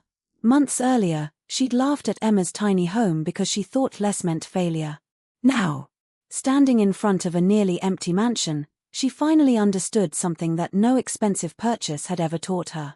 A house could lose every piece of furniture and still remain standing. But a person could lose everything they owned and still have the chance to rebuild. The question wasn't whether Olivia had lost her mansion. The real question was whether she had finally found herself. The first week after moving out felt strangely quiet. Not because the apartment Olivia and Mark rented was small. Because it echoed differently. Their new place was a modest 2-bedroom apartment on the 3rd floor of an older building across town. No grand entrance. No marble floors. No swimming pool. No home theater. Just 2 bedrooms. A small kitchen. A living room with worn hardwood floors. And a balcony barely large enough for 2 chairs. 6 months earlier, Olivia would have called it depressing. Now, she was simply grateful to have somewhere to sleep. The moving boxes remained stacked against the walls. Neither of them had the energy to unpack everything. Mark sat at the small kitchen table scrolling through job listings. Olivia folded clothes that no longer fit neatly into the smaller closets. Finally, she looked around and smiled faintly. You know something? Mark looked up. What? I can actually hear myself think. He laughed softly. I noticed that too. The apartment wasn't luxurious. But for the first time in months, it also wasn't demanding anything from them. That afternoon, Olivia picked up her phone. Hundreds of contacts filled her screen. People she'd met through charity galas, country club dinners, neighborhood parties, designer shopping events, birthday celebrations. She smiled. We're lucky. Mark looked confused. Why? We have so many friends. He quietly returned to his laptop. I hope you're right. Olivia tapped the first name. No answer. She left a cheerful voicemail. Then another call. Straight to voicemail. Another. No response. She frowned. They're probably busy. By evening, she'd called 12 people. Only one text message came back. Sorry. Things are crazy right now. Let's catch up sometime. No date. No invitation. No phone call. Just polite distance. The next morning, she tried again. A woman she'd once had lunch with almost every Friday answered. Olivia, I'm so glad you picked up. There was an awkward pause. So, I was wondering if you'd like to meet for coffee. Another silence. I wish I could. I'm just really busy lately. Olivia smiled sadly. I understand. She ended the call. She didn't believe it. Neither did the other woman. 3 days later, Olivia opened social media. Photos from another neighborhood gathering filled her screen. Everyone was there. The same people who used to invite her to every event. The same people who once called her one of their closest friends. No one had mentioned it to her. No one had invited her. She quietly locked her phone. Mark looked over from the couch. What happened? She smiled without looking up. I think. I was only on the guest list because of the house. Meanwhile, life at my tiny home continued much the same. One Saturday morning, Ryan knocked on my door carrying a fishing rod. You busy? Not particularly. Feel like spending the afternoon at the lake? I smiled. Absolutely. Neither of us cared that we weren't catching many fish. We spent hours talking, laughing, watching ducks glide across the water. When we returned home, Ryan smiled. Good day. The best. He nodded. You know why? I looked at him. Because nobody was trying to impress anybody. I laughed. That's becoming a theme in my life. The following Sunday, I invited Olivia and Mark over for dinner. Nothing fancy. Vegetable soup. Fresh bread. Garden salad. Apple pie Mom had baked. As we sat around my tiny dining table, Olivia looked around quietly. I've been thinking. What about? She smiled sadly. When we lived in the mansion, we had a dining table for 12. I nodded. We almost never used it. She looked at my little wooden table. There are only 4 chairs here.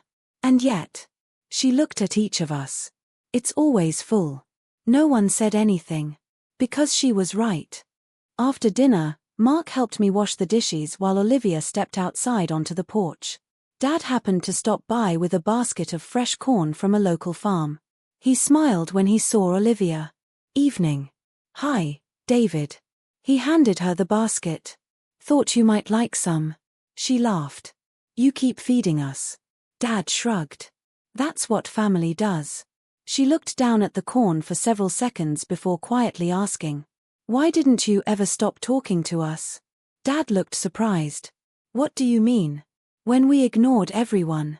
When we cared more about appearances than people. When I treated Emma the way I did. His answer came without hesitation. Because family isn't something you keep only during the easy seasons. Olivia's eyes immediately filled with tears. Later that night, after everyone had gone home, I received a text from Olivia. Today was the first dinner I've truly enjoyed in years. A second message appeared a few moments later. Funny, isn't it? I lost almost everything, but somehow I'm starting to feel less lonely than I did in that mansion. I smiled as I looked around my tiny home. Outside, the porch light softly illuminated the garden. Inside, the dishes were clean. The fire in the wood stove had burned down to glowing embers. It occurred to me that Olivia hadn't really lost her friends. She had simply discovered which ones had never been there to begin with. And sometimes, the hardest seasons don't just reveal who you are. They reveal who is willing to stay when everything worth pretending about is gone. For 3 weeks, Olivia tried to convince herself everything would somehow work out. She updated her resume, applied for jobs, cancelled subscriptions, sold more furniture, cooked every meal at home. She and Mark stretched every dollar they had. They were trying. Really trying. But some problems couldn't be solved overnight. Especially the ones that had taken years to create. One rainy Thursday afternoon, Olivia sat alone at the tiny kitchen table in their apartment. A notebook lay open in front of her. On one page she had written every monthly expense. On another, every dollar they still had. She checked the numbers again. Then again. The answer never changed. Even if both of them found better jobs tomorrow, they were still months away from getting back on their feet. She slowly closed the notebook. For the first time in her life, she admitted something she'd spent months avoiding. They couldn't do this alone. Mark walked into the kitchen carrying 2 mugs of tea. He sat across from her. You've been staring at those numbers for an hour. She nodded. I know. He waited.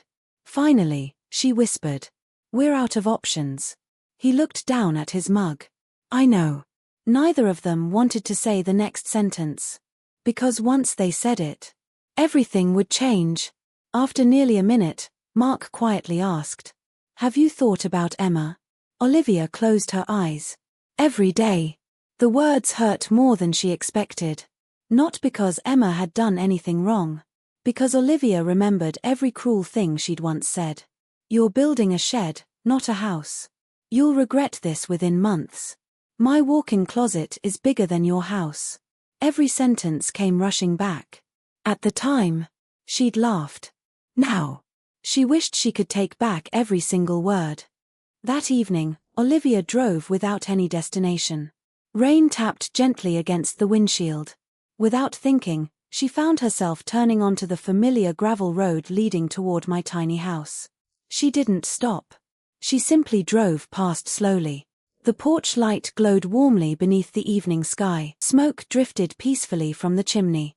Through the kitchen window she could see me washing dishes while soft music played in the background. The little house looked exactly the same as it always had. Nothing flashy. Nothing impressive. Just home. Tears blurred her vision. Months ago she had laughed at that tiny porch. Tonight, it looked safer than any mansion she'd ever walked into. She drove away before I noticed her. Back in the apartment parking lot, she remained inside her car for almost 20 minutes. Her phone rested in her hand. Emma's name filled the screen. She couldn't press the call button. What if she says no? She whispered to herself. Another thought answered immediately. After the way you treated her, why wouldn't she? She placed the phone back onto the passenger seat. Then picked it up again. 3 times. Still. She couldn't make the call. The next morning, Dad unexpectedly knocked on their apartment door. I was in the neighborhood. He smiled. I brought blueberry muffins. Olivia hugged him tightly. Longer than usual. Dad noticed immediately. You okay? She nodded. Then shook her head. I don't know. They sat together on the small balcony.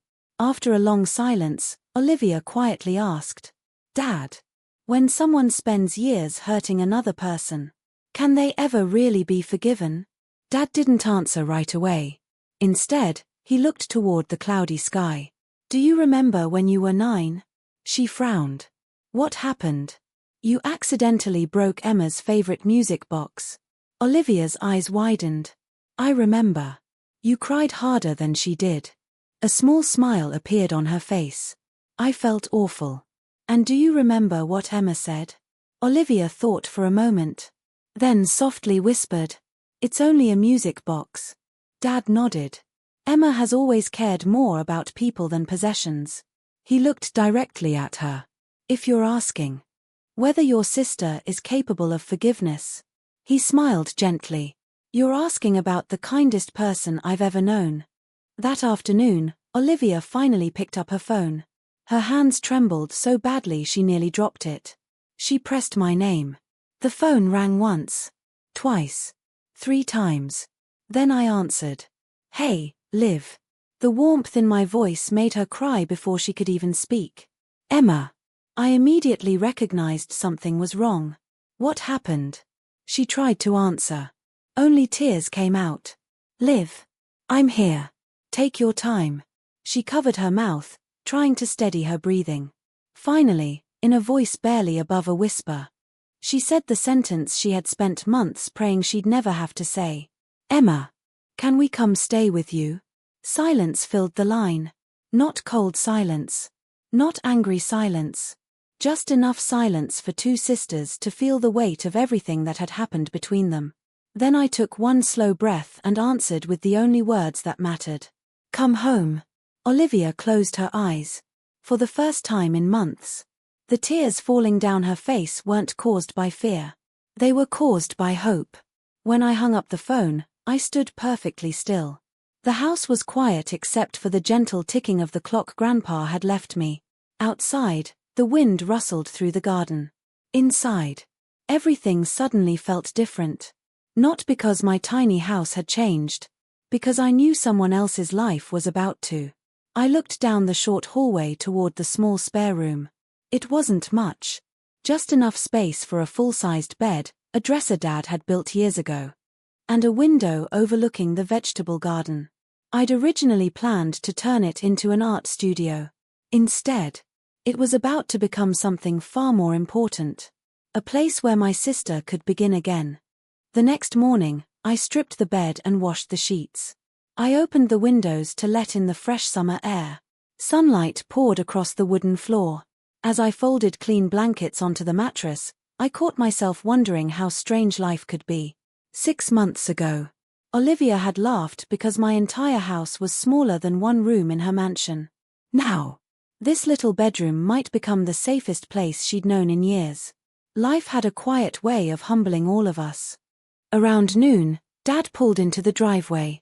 He climbed out carrying a toolbox. I figured you might need another set of hands. I smiled. I was just making up the spare room. He nodded toward the house. Need help moving furniture? Always. Together we shifted the dresser closer to the window. Hung fresh curtains. Tightened a loose cabinet hinge. Dad stepped back and looked around. I think it'll do. I smiled. I hope so. He looked at me for a long moment before speaking. You didn't hesitate yesterday. When she called. I shrugged gently. She needed somewhere to go. He smiled.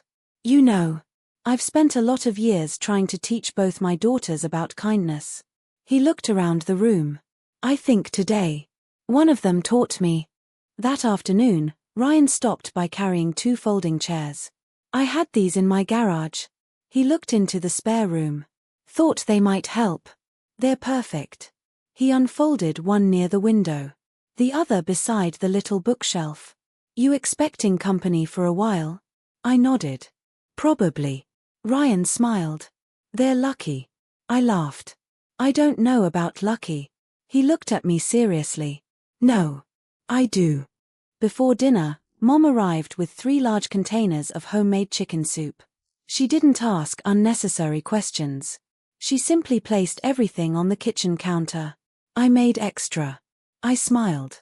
You always make extra. She laughed. That's because someone always ends up needing it. Then she quietly walked into the spare room. She looked around without saying anything. When she came back, her eyes looked a little misty. I wish your grandfather could see this. So do I. He always believed this land should protect the people he loved. She rested her hand gently on mine. I think he'd be proud.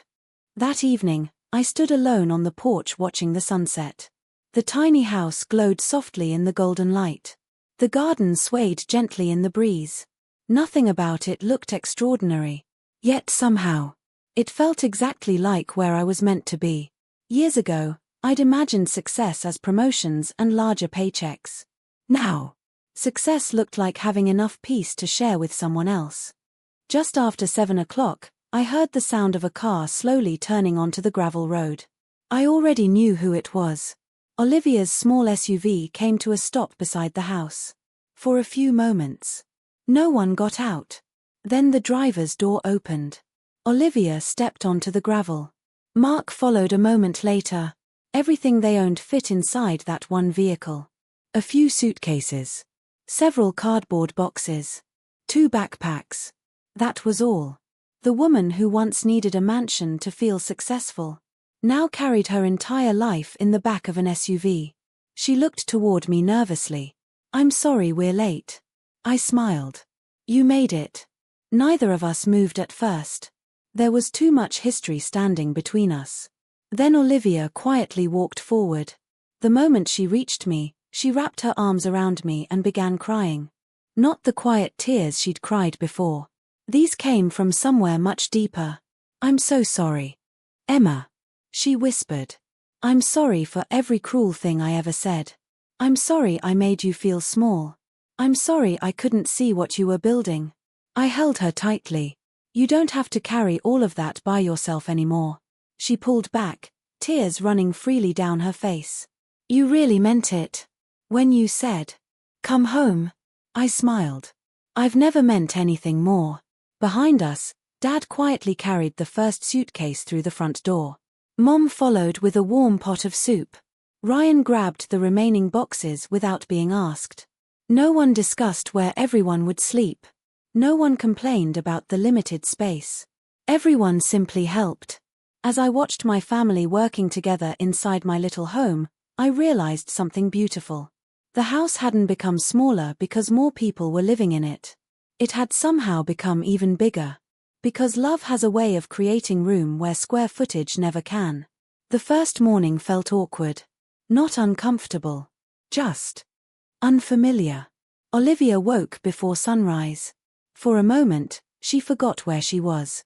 She reached toward the bedside table that no longer existed. She expected to see the high ceiling of the master bedroom in the mansion. Instead, soft morning light filtered through simple cotton curtains. Outside the window, birds sang in the apple tree. She smiled faintly. The room was smaller. But somehow, She had slept better than she had in months. She quietly opened the bedroom door. The smell of fresh coffee drifted through the house. Emma stood at the stove flipping pancakes while humming softly to herself. Mark was already sitting at the little table reading job listings on his laptop. Dad leaned against the kitchen counter peeling apples.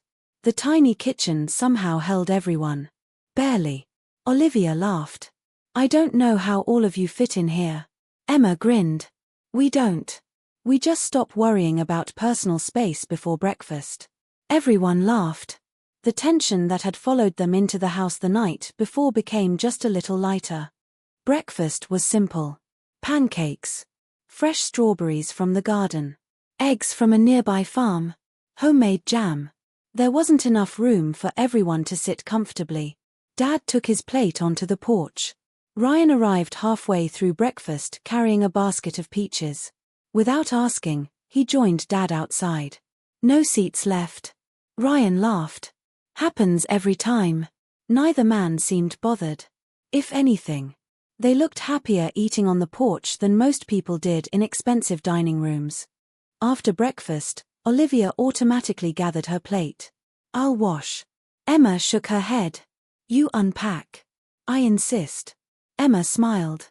"Then dry." For the next 20 minutes, the sisters stood side by side at the sink. One washed. The other dried. The conversation stayed quiet. Comfortable. Finally, Olivia broke the silence. "I used to hate doing dishes." Emma raised an eyebrow. "What changed?" She smiled. "I realized I hated doing them alone." Emma looked over and smiled back. "I've found most chores become easier when someone is standing beside you." Later that morning, Mark stepped outside to help Dad repair the old garden gate. Neither man spoke much. They simply worked.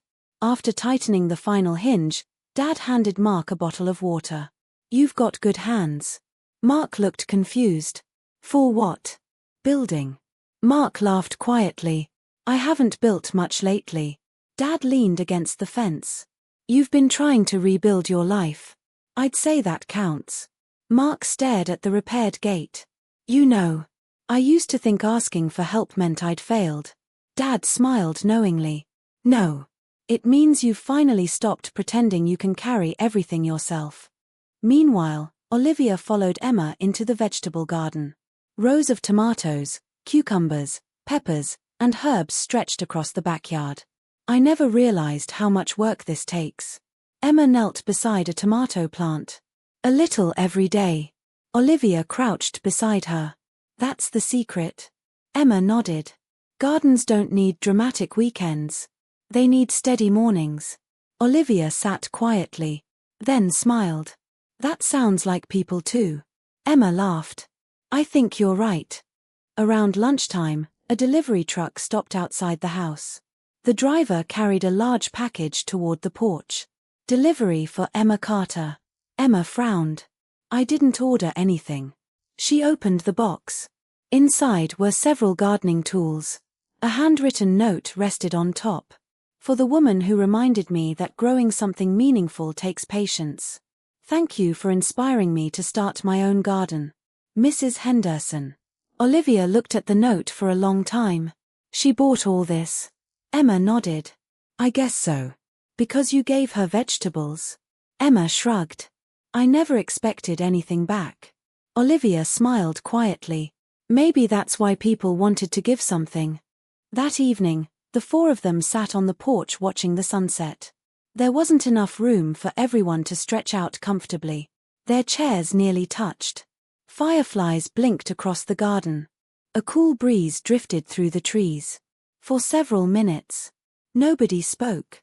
Finally, Olivia broke the silence. "I used to think a bigger house gave people more freedom." She looked around the tiny porch. "I've realized something." Emma glanced at her. "What?" "I spent years walking from room to room in that mansion. And somehow I still felt trapped." She smiled gently. "But here." She looked at the small porch where 4 chairs barely fit. "I finally feel like I can breathe." Emma reached over and squeezed her hand. "You know what's funny?" "What?" "When I built this place, Everyone kept telling me it would never be big enough.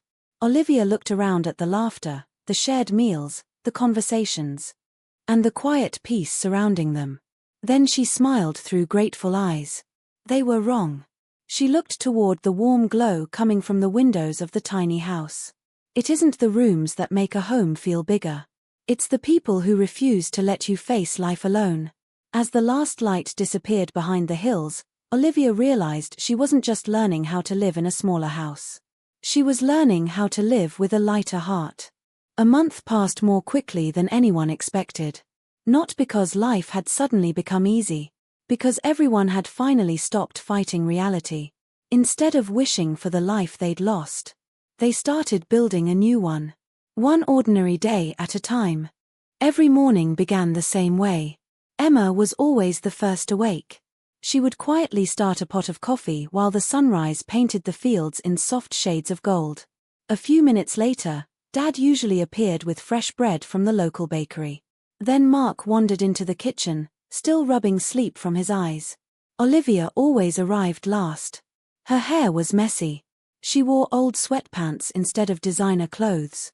And somehow, she looked happier than she'd ever looked in expensive silk dresses. One morning, Emma laughed. "I never imagined I'd see you without makeup before breakfast." Olivia poured herself a cup of coffee. "I never imagined I'd stop caring." Everyone laughed. Money was still tight. Very tight. But something unexpected had happened. Because they were sharing expenses, nobody felt completely overwhelmed anymore. The grocery bill was divided. The electricity bill stayed low. The garden provided vegetables almost every day. Emma showed Olivia how to preserve tomatoes and make homemade pasta sauce. Mark learned how to repair broken furniture instead of replacing it. Every small habit saved a little money. Every little saving built a little confidence. One Saturday morning, Emma handed Olivia a small notebook. "What's this?" "My budget journal." Olivia looked surprised. "You actually write everything down?" Emma nodded. "Every dollar." Olivia flipped through the pages. There were neat columns filled with handwritten notes. Groceries. Utilities. Garden supplies. Savings. Charity. Even a section titled Unexpected Joys. Olivia smiled. "What does this mean?" Emma pointed to the page. "Whenever I spend money on something that truly makes my life better, I write it here." Olivia read one of the entries. Ice cream with Dad after fixing the fence, 7. Worth every penny. Another. Flowers for Mom's birthday. Another. Fishing bait for Ryan. Didn't catch much. Still a perfect afternoon. Olivia looked up. "You budget for memories?" Emma smiled. "I budget for what matters." That afternoon, Mark received a phone call. He stepped outside to answer it. Emma noticed the hopeful expression on his face. A few minutes later, he came back inside. "I got an interview." Everyone looked up immediately. "When?" "Monday. For a project manager position." Olivia nearly knocked over her chair standing up. She hugged him so tightly that everyone laughed. "You haven't even gotten the job yet." "I know." She smiled. "But someone believed you were worth interviewing." Mark looked at Emma. "I almost didn't apply." Emma frowned. "Why?" "I kept thinking they wouldn't want someone who'd failed." Emma shook her head gently. "You didn't fail. You survived. There's a difference." Monday afternoon felt longer than any of them expected. Olivia checked the clock every few minutes. Emma pretended to read. Dad sanded an old rocking chair on the porch. No one admitted they were nervous. Finally, a familiar car pulled into the driveway. Mark climbed out wearing the same navy blue shirt he'd worn to the interview. No one could read his expression. Olivia hurried toward him.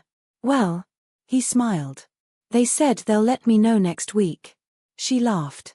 "That's not fair." He shrugged. "I know." Emma smiled. "Waiting is part of the process." That evening, Ryan stopped by carrying a small wooden birdhouse. "I made this." Emma admired the craftsmanship. "It's beautiful." Ryan looked toward Olivia and Mark. "I actually made 3. He handed each of them one. Mark looked confused. "What are these for?" Ryan smiled. "Fresh starts." Olivia gently ran her fingers across the smooth wood. "I've never been given a birdhouse before." Ryan laughed. "Most people ask for expensive gifts. I figured I'd try something different." Dad nodded approvingly. "The birds won't care how much it cost." Everyone laughed. The next morning, Emma found Olivia standing quietly in the garden. She was looking at the rows of vegetables without saying anything. "What are you thinking about?" Olivia smiled. "I used to measure progress by promotions." Emma waited. "Now." She pointed toward the tomato plants. "I get excited because these grew another inch." Emma laughed. "I remember when I first noticed that feeling. It's strange." Olivia nodded. "No. It's peaceful." She looked around the little property. "I've spent my whole life chasing dramatic changes." She gently touched a tomato vine. "But real life. It seems to grow slowly." Emma smiled. "The strongest things usually do." That evening, as everyone gathered around the dinner table, the tiny house felt just as full as it had the day Olivia arrived. Maybe even fuller. Not because more people had joined them. Because hope had. The future was still uncertain. Bills still existed. Job applications still needed to be sent. Dreams still required patience. But for the first time in a very long while, no one at that table believed they had to face tomorrow alone. And sometimes, that quiet certainty is the first sign that a broken life has finally begun to heal. By the second month, the tiny house had found its rhythm. Not a perfect rhythm. Just an honest one. The mornings were no longer awkward. Everyone knew where the coffee mugs belonged. Everyone knew which floorboards creaked. Everyone knew that if the bathroom door was closed, someone else could simply wait. The little inconveniences that once seemed impossible had quietly become normal.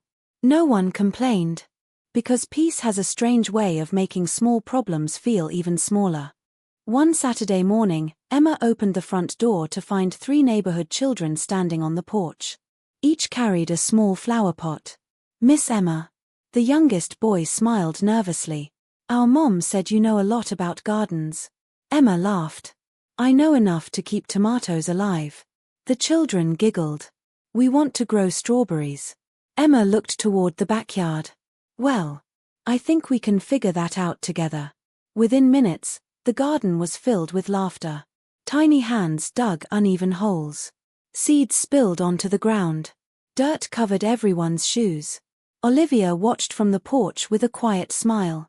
"You've become everyone's favorite neighbor." Emma shrugged. "I just answer the door." Olivia shook her head. "No. You make people feel welcome." As the children left that afternoon, the youngest girl ran back toward Emma. She held out a folded piece of paper. "I made this for you." Emma opened it. It was a simple drawing. A tiny house. A garden. Flowers. And several smiling stick figures standing together. Above the picture, written in uneven handwriting, were the words, "The Happy House." Emma smiled so warmly that the little girl beamed with pride. "I'm going to hang this on my refrigerator." "You promise?" "I promise." When the children finally disappeared down the road, Olivia quietly asked, "What are you smiling about?" Emma held up the drawing. "This." Olivia looked at it for a long moment. They didn't draw a tiny house. Emma tilted her head. They drew a happy one. Later that week, Mark received another phone call. This time, everyone could hear the excitement in his voice from the porch. He paced back and forth as he listened. Then, he stopped. A slow smile spread across his face. "Thank you. I won't let you down." He ended the call and stood silently for a moment. Emma stepped outside. "Good news." He looked at everyone gathered in the yard. "I got the job." For one heartbeat. No one moved. Then Olivia screamed with joy. She ran across the yard and threw her arms around him. Dad clapped so hard that birds flew from the nearby trees. Mom wiped tears from her eyes. Ryan pulled Mark into a bear hug that nearly lifted him off the ground. Emma simply smiled. The kind of smile that comes from watching someone remember what hope feels like. That evening, they celebrated with homemade pizza. The kitchen became complete chaos. Dad rolled dough too thick. Ryan accidentally dropped flour all over the floor. Mark burned the first batch of mushrooms. Olivia laughed so hard she had to sit down. Emma looked around the tiny kitchen. Every surface was covered. Bowls. Cheese. Vegetables. Pizza sauce. People. There wasn't enough room for 6 adults. Yet somehow, no one wanted to be anywhere else. As they carried the pizzas onto the porch, Dad raised a glass of lemonade. "I'd like to make a toast." Everyone looked at him. "Not to the new job." Mark smiled. "No." Dad shook his head. "I'm toasting something much bigger." He looked around the group. "A few months ago, I thought this little house was too small." He smiled toward Emma. "I've never been happier to be wrong." Everyone laughed softly. "This house has reminded all of us that walls don't create families. People do." They clinked their glasses together. No expensive wine. No crystal glasses. Just simple lemonade in mismatched cups. Somehow, it felt perfect. Later that night, Olivia sat beside Emma on the porch steps. The stars stretched across the clear summer sky. Crickets sang from the nearby fields. Neither sister spoke for several minutes. Finally, Olivia broke the silence. "I used to believe happiness was something you bought after you became successful." Emma looked toward the stars. "And now?" Olivia smiled. "I think happiness is what teaches you what success really is." Emma nodded slowly. "I like that." Olivia looked toward the little house glowing softly behind them. "You know, when I first moved in, I kept calling it your tiny house." Emma smiled. "You did. I don't think of it that way anymore." Emma glanced at her. "What do you think now?" Olivia's eyes filled with quiet gratitude. "I think of it as the house that saved my family." Emma didn't answer. She simply reached over and held her sister's hand. Some moments don't need words. Only presence. As the porch light cast its warm glow across the garden, Emma realized something beautiful. She had built this house believing she was creating a place to live. Instead, without ever planning to, she had built a place where broken hearts could slowly learn to feel at home again. Summer slowly gave way to early autumn. The mornings grew cooler. Golden leaves drifted across the garden. The tomato plants that had been bursting with fruit only weeks earlier were beginning to rest for the season. Life settled into a peaceful routine. Mark had started his new job. Olivia found part-time work at the town library, where she spent her afternoons helping children discover books instead of chasing luxury brands. Neither of them earned what they once had. Neither of them cared. For the first time in years, their lives finally felt honest. One crisp Saturday morning, Dad called. "Emma, can you come over for a little while?" "Of course. There are a few things in Grandpa's old workshop. I think it's time." His voice carried a quiet emotion I hadn't heard before. "I'll be there." Grandpa's workshop sat behind my parents' house exactly as he had left it. The old wooden building smelled of cedar, machine oil, and fresh sawdust. Even after all these years, it still felt like he might walk through the door carrying a hammer over one shoulder. Dad slowly unlocked the door. "I haven't really gone through everything. I wasn't ready." Neither was I. Dust floated through thin beams of sunlight as we stepped inside. Every tool hung neatly on the wall. Every workbench remained exactly where Grandpa had placed it. His old radio still sat on the shelf. A faded baseball cap rested beside it. Nothing had moved. Dad smiled sadly. He liked knowing where everything belonged. I laughed softly. "I guess that's where you get it." He nodded. "Probably." For the next 2 hours, we sorted through boxes. Old photographs. Receipts. Garden journals. Handwritten woodworking plans. Each item told a small piece of Grandpa's life. Then, Dad reached beneath the workbench and pulled out a small metal box. It was locked. I frowned. "I've never seen that before." Dad looked thoughtful. "Neither have I." Taped to the top was a yellow envelope. Written across the front in Grandpa's careful handwriting were 4 words. For Emma, when ready. Neither of us spoke. Dad slowly handed me the envelope. I think he meant for today. My hands trembled as I carefully opened it. Inside was a folded letter. The paper had yellowed slightly with age. I immediately recognized Grandpa's handwriting. Strong. Steady. Patient. I took a deep breath and began reading aloud. My dear Emma, if you're reading this, it means enough time has passed for you to understand something I couldn't explain while I was alive. I paused. Already, my eyes were filling with tears. Dad quietly listened beside me. People spend their lives believing that the biggest house belongs to the richest person. They're usually wrong. The richest person is the one who sleeps peacefully inside whatever house they have. Dad smiled through misty eyes. That sounds exactly like him. I nodded and continued. I watched you grow into someone who notices people before possessions. Don't ever lose that gift. It will make your life look smaller to some people, but much bigger to the people who truly matter. A tear slipped down my cheek. I gently brushed it away. The next paragraph made me stop completely. My heart began beating faster. One day, this land may become more valuable than anyone realizes. If that day comes, remember that wealth is a tool. Never let it become your master. Dad looked up. What does he mean? I don't know. Yet. There was one final page. I unfolded it carefully. There is one more thing you should know. Inside the locked metal box is everything you'll need. When you open it, don't think first about what it is worth. Think about what kind of person you want to be after you know. I slowly lowered the letter. The workshop suddenly felt completely silent. The locked metal box sat on the workbench between us. Waiting. Dad looked at me. You have the key. I searched inside the envelope. A tiny brass key slipped into my hand. Neither of us reached for the lock immediately. Somehow, we both knew that whatever rested inside that little box had the power to change far more than our understanding of Grandpa.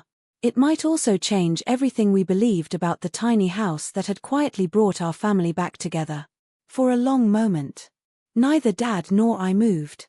The tiny brass key rested in my palm. The old metal box sat on Grandpa's workbench exactly where he'd hidden it years ago. Outside, a gentle breeze rustled through the maple trees. Inside, the silence felt almost sacred. Dad finally smiled. Whenever you're ready. I looked down at the key. I don't know if I am. He nodded. I don't think your grandfather expected you to be. I carefully slid the key into the lock. For a second, it refused to turn. Then, with a soft click, the lid opened. Neither of us spoke. Inside weren't stacks of cash. There were no gold coins. No jewelry. Just a carefully organized collection of folders tied together with faded blue ribbon. On top rested another handwritten note. I unfolded it. Emma, if you've opened this box, then you've already learned the first lesson. Real treasure is almost never hidden inside treasure chests. A smile spread across my face. Even now, Grandpa was still teaching. Beneath the note lay several property documents. Dad picked up the first folder. His eyebrows slowly lifted. Emma, you should look at this. I leaned closer. The papers showed maps of Grandpa's land. Survey lines. Boundary markers. Legal descriptions. At first, nothing seemed unusual. Then I noticed something. This isn't just our property. Dad nodded slowly. It includes the empty fields behind your house. And the old orchard. He turned another page. And the woodland too. I frowned. I thought those belonged to different families. So did I. There were deeds going back almost 50 years. Each one carried Grandpa's signature. Quietly. Without telling anyone. He had purchased small neighboring parcels whenever families wanted to sell. Never for speculation. Never for profit. Simply to protect the land. Dad shook his head in disbelief. He never told me. He never told anyone. At the bottom of the folder rested a professionally prepared appraisal. It had been completed just months before Grandpa passed away. Dad slowly read the number aloud. I honestly thought I'd heard him wrong. No. He looked again. That's correct. The combined land was worth several $1,000,000. I stared at the page, unable to process it. The tiny house. The garden. The peaceful little life I'd built. Sat on land that had quietly become one of the most valuable properties in the county. Dad lowered the papers onto the workbench. So that's what he meant. One day this land may become more valuable than anyone realizes. I nodded silently. Suddenly, memories came rushing back. Grandpa refusing generous offers from developers. Neighbors joking that he was stubborn. People wondering why he never sold. He had known. All along. There was another folder. This one was labeled Future Plans. Inside were handwritten pages filled with Grandpa's ideas. Not shopping centers. Not luxury homes. Not commercial buildings. Instead, community gardens. Walking trails. Scholarship funds. Affordable cottages for young families. A woodworking school for local teenagers. A public orchard where anyone could pick fruit. Dad smiled through tears. He wasn't protecting land. He was protecting possibilities. Tucked inside the last page was a simple sentence.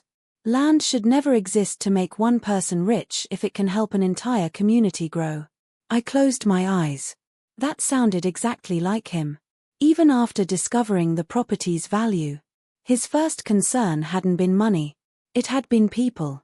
Dad leaned against the workbench. So, what are you thinking? I looked back at the documents. I honestly don't know. He nodded. That's probably a good sign. What do you mean? If your first thought had been selling everything, I would have worried. I smiled faintly. My first thought. I looked toward the workshop window, where my tiny house was visible in the distance. Was whether I can still grow tomatoes next spring. Dad laughed so hard he had to wipe his eyes. Then your grandfather chose the right granddaughter. We carefully placed every document back inside the metal box. Nothing about the workshop had changed. The tools still hung neatly on the wall. The old radio still rested on the shelf. Outside, the wind still carried the scent of autumn. And yet, everything had changed. Without ever realizing it, I had become the caretaker of something far greater than a tiny house. I had inherited a choice. A choice between becoming wealthy or becoming worthy of the trust Grandpa had placed in me. As Dad locked the workshop behind us, neither of us noticed the black luxury SUV slowing to a stop at the end of the road. Inside sat a sharply dressed man studying the property through tinted windows. He made a brief note in a leather folder. Then he smiled. Because unlike Grandpa, he wasn't looking at the land with hope. He was looking at it with ambition. And he had already decided he wanted every acre of it. The black SUV returned 2 days later. This time, it didn't stop at the end of the road. It slowly rolled down the gravel driveway until it reached the front of my tiny house. I was kneeling in the garden, pulling weeds from the carrot beds, when I heard the engine shut off. A man in an expensive navy suit stepped out. His polished shoes immediately sank into the soft dirt. He looked down with mild frustration before forcing a professional smile. Emma Carter. I stood and brushed the dirt from my gloves. That's me. He extended his hand.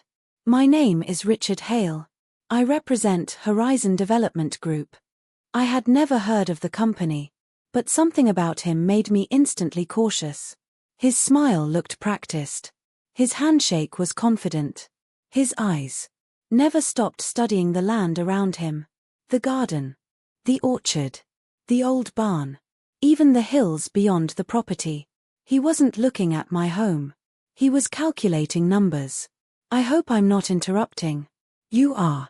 I smiled politely. But that's okay. He laughed, though it sounded rehearsed. I'll get straight to the point. I've been reviewing this property. I tilted my head. My property. Yes. And the surrounding parcels. I remained silent. He continued.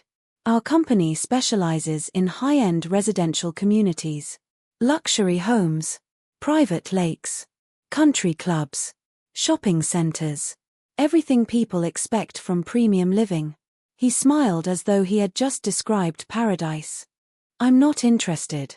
The words left my mouth before he finished speaking. For the first time, his smile slipped. You haven't even heard the offer. I don't need to. He looked genuinely surprised. Most people would. I glanced toward the garden. I'm not most people. Richard opened a leather folder. I think you should at least see the numbers.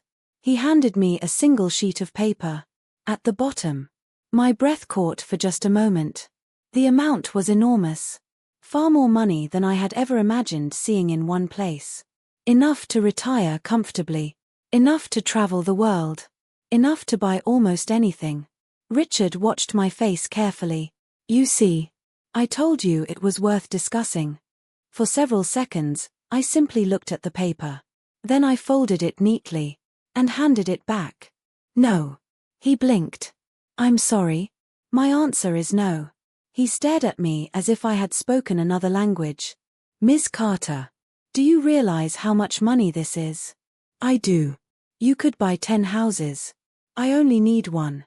He chuckled awkwardly. I don't think you understand. I understand perfectly. I looked around my tiny home. My vegetables are growing. My family is healthy. My bills are paid. I sleep well. What exactly am I missing? For the first time since arriving. Richard had no immediate answer. He tried a different approach. This isn't just about money. It would bring jobs.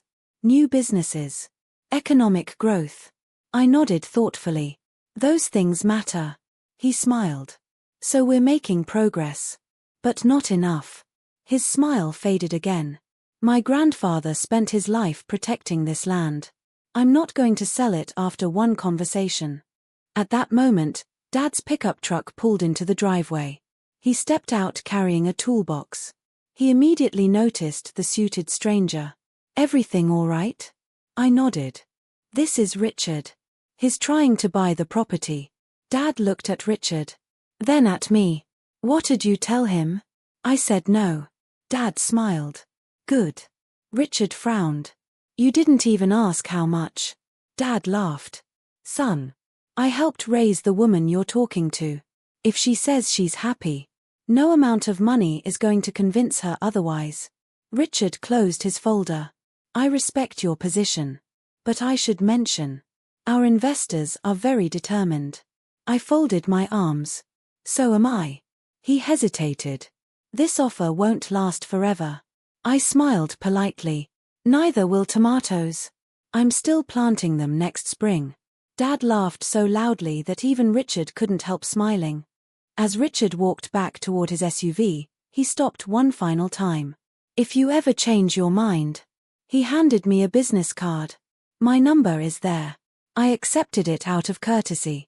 Thank you. He climbed into the vehicle. The SUV slowly disappeared down the gravel road. Neither Dad nor I spoke until it was completely out of sight.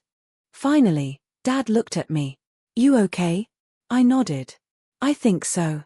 What are you thinking? I looked across Grandpa's orchard. The afternoon sunlight danced through the trees. Children from the neighborhood were picking apples with permission. Ryan was repairing a fence near the garden.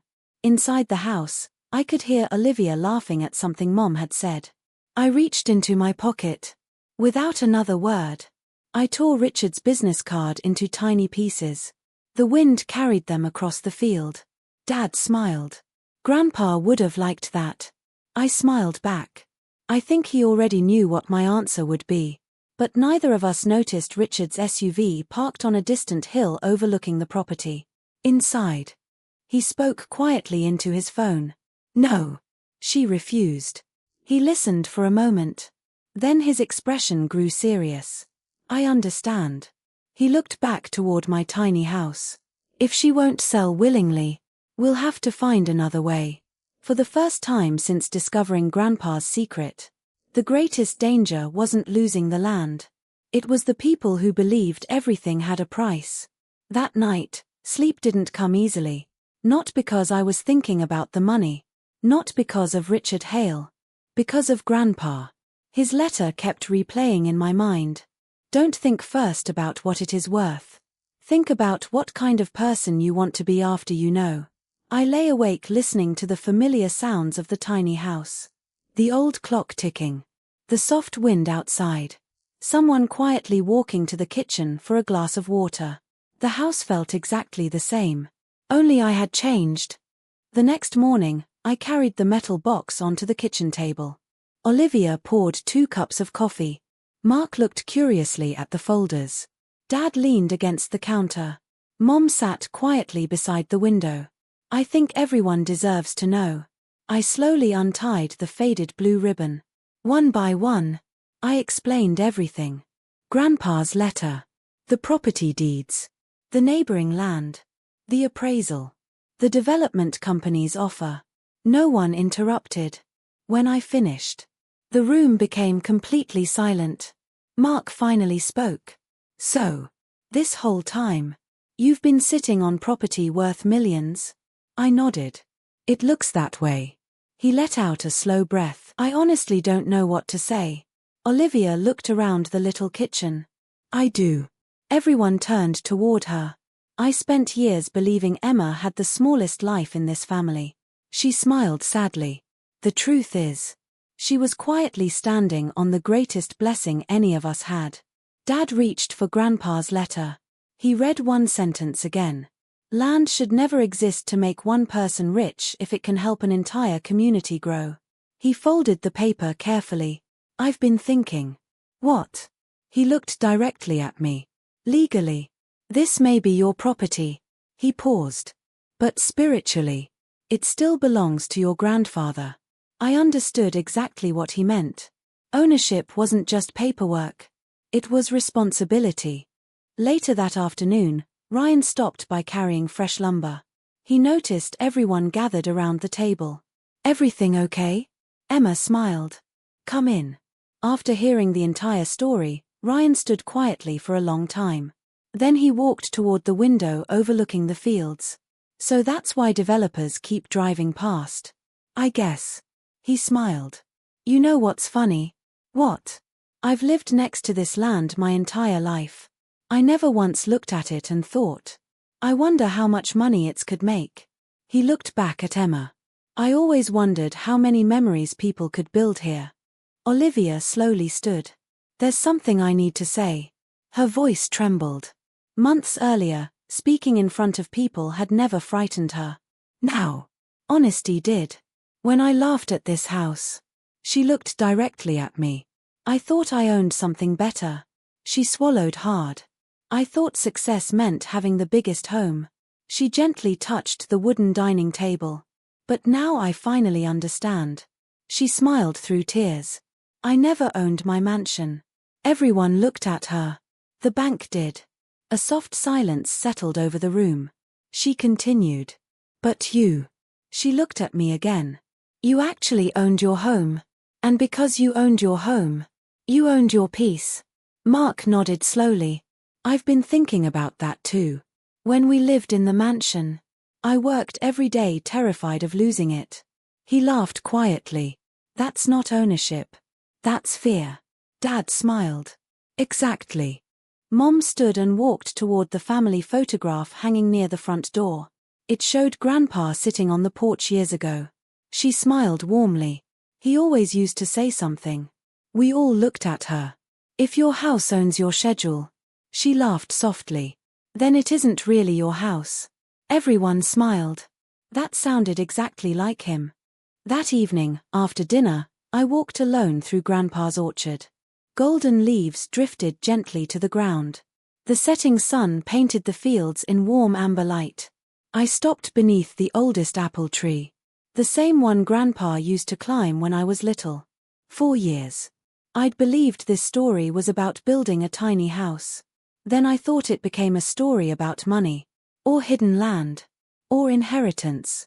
Standing there beneath Grandpa's tree, I finally understood. It had never been about any of those things. It was about learning the difference between possessing something and being possessed by it. The mansion had owned Olivia. Debt had owned Mark. Fear had owned both of them.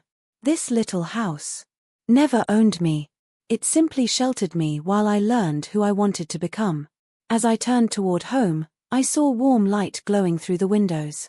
Inside, laughter drifted into the evening air. The tiny house looked almost magical beneath the autumn sky. And for the first time since Grandpa's letter, I smiled. Because I finally knew the answer. People believed I owned the house. The truth was much simpler. The house had never belonged to me alone. It belonged to every person who walked through its door carrying a heavy heart. And left believing life could still begin again. The first frost arrived quietly. When I stepped outside one morning, a thin layer of white covered the garden. Every tomato vine shimmered beneath tiny crystals. The air smelled clean, fresh, peaceful. Winter was coming, and with it, a new season for all of us. Life inside the tiny house had changed in ways none of us could have predicted. Mark had settled into his new job. Every evening he came home tired, but not exhausted. There was a difference. His shoulders no longer carried the weight of impossible expectations. Olivia had become one of the most loved faces at the town library. Children greeted her by name. Parents often stopped to thank her for recommending books that had helped their kids fall in love with reading. One evening she smiled at me and said, "I used to spend thousands of dollars trying to impress strangers." She laughed softly. Now a 6-year-old hugs me because I found her favorite dinosaur book. She looked toward the library through the window. I've never felt richer. One Saturday afternoon, Dad invited everyone into Grandpa's old workshop. The metal box sat on the workbench again. Alongside it, Grandpa's handwritten notebook. Dad carefully opened the first page. "I've been reading through these." He looked around at all of us. "I think Grandpa left us more than instructions." He smiled. "I think he left us a mission." The notebook contained dozens of ideas. Some were only a few sentences. Others stretched across several pages. There were sketches, budgets, maps, even hand-drawn layouts. Grandpa had spent years imagining what the land could become. Not for developers. Not for investors. For families. One page showed walking trails weaving through the woods. Another described community gardens where anyone could grow food. There were plans for picnic areas, outdoor classrooms, fruit orchards, small workshops where retired craftsmen could teach young people woodworking, gardening, sewing, and repairs. At the top of one page Grandpa had written, "A community grows strongest when neighbors stop acting like customers." Ryan smiled. That sounds exactly like him. Olivia slowly turned another page, then stopped. "Emma, you need to see this." I walked over. There was a simple pencil drawing. A cluster of tiny cottages surrounded by gardens. In the middle stood a larger building. Above the drawing Grandpa had written, "Hope Village." Underneath, one sentence. "A place where families can begin again without shame." The room became completely silent. Mom gently wiped a tear from her cheek. "He was planning this all along." Dad nodded. "I think so. He never wanted to become wealthy. He wanted to become useful." I sat quietly looking at Grandpa's drawing. Then I remembered something. Months earlier, when Olivia had called asking for help, I'd never wondered whether there was enough room. I'd simply said, "Come home." Maybe. That had always been Grandpa's dream. Not just one tiny house. An entire place where people could hear those same words. Mark leaned forward. "What if?" Everyone looked at him. "What if we actually did it?" Dad smiled. "You mean build it?" Mark nodded. "Not tomorrow. Not all at once. But little by little. Like Emma built her house." Ryan laughed. "One board at a time." For the next 3 hours, ideas filled the workshop. Dad volunteered to oversee construction. Ryan offered to organize volunteers. Mom wanted to create a community kitchen. Olivia suggested a reading room and children's library. Mark proposed financial education classes for families struggling with debt. I simply listened. Watching everyone dream together. Not about making money. About making room for people. As the afternoon sun streamed through the workshop windows, Dad quietly looked toward Grandpa's empty workbench. I think he'd be smiling. Ryan nodded. I think he'd already have us carrying lumber. Everyone laughed. That evening, I walked back toward the tiny house carrying Grandpa's notebook. The porch light glowed warmly against the early winter sky. Inside, laughter drifted through the windows. The same little house that had once been mocked had become the birthplace of something much larger than any of us had imagined. Not a luxury neighborhood. Not a private estate. But a dream built on kindness. A dream where no family would ever have to choose between pride and asking for help. As I opened the front door, I looked once more toward the quiet fields stretching beyond the garden. For years, people had wondered why Grandpa refused to sell the land. Now, I finally understood. He wasn't preserving property. He was preserving possibility. And together, we were finally ready to bring that possibility to life. The announcement wasn't planned. There were no newspaper articles. No television cameras. No social media campaign. It started with a single handwritten notice pinned to the bulletin board outside the town grocery store. Volunteers needed. We're creating a community space where families can learn, grow, and rebuild together.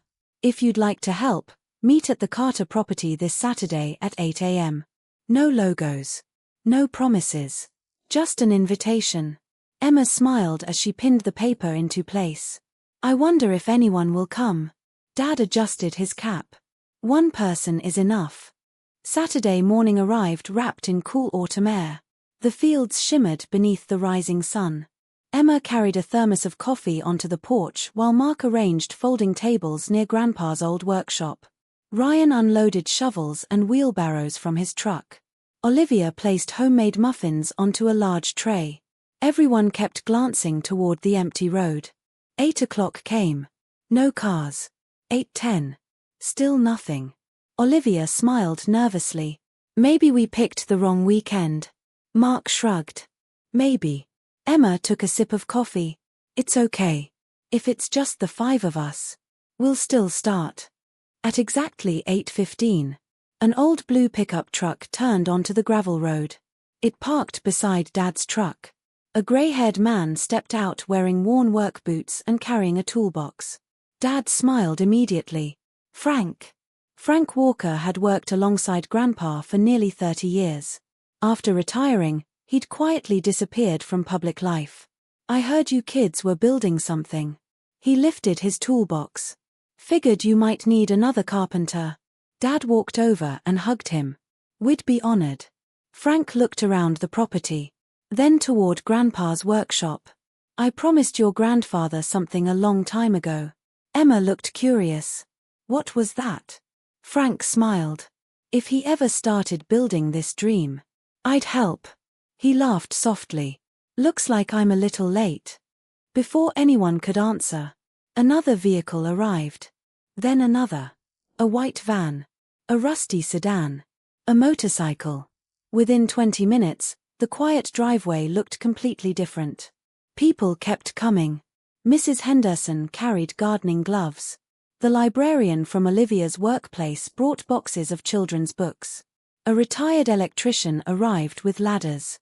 3 high school students showed up asking where they could help. A young couple brought paintbrushes. An elderly widow carried a tray of cinnamon rolls. Emma looked around in disbelief. I don't understand. Ryan laughed. You spent months helping everyone else. He gestured toward the growing crowd. They remembered. By 9 o'clock, nearly 40 people stood gathered near Grandpa's workshop. Dad climbed onto the back of his pickup truck. He cleared his throat. I wasn't planning on making a speech. Everyone laughed. I'm not very good at speeches. Frank called out. That's true. The crowd laughed even harder. Dad smiled. So I'll keep this simple. He looked across the land.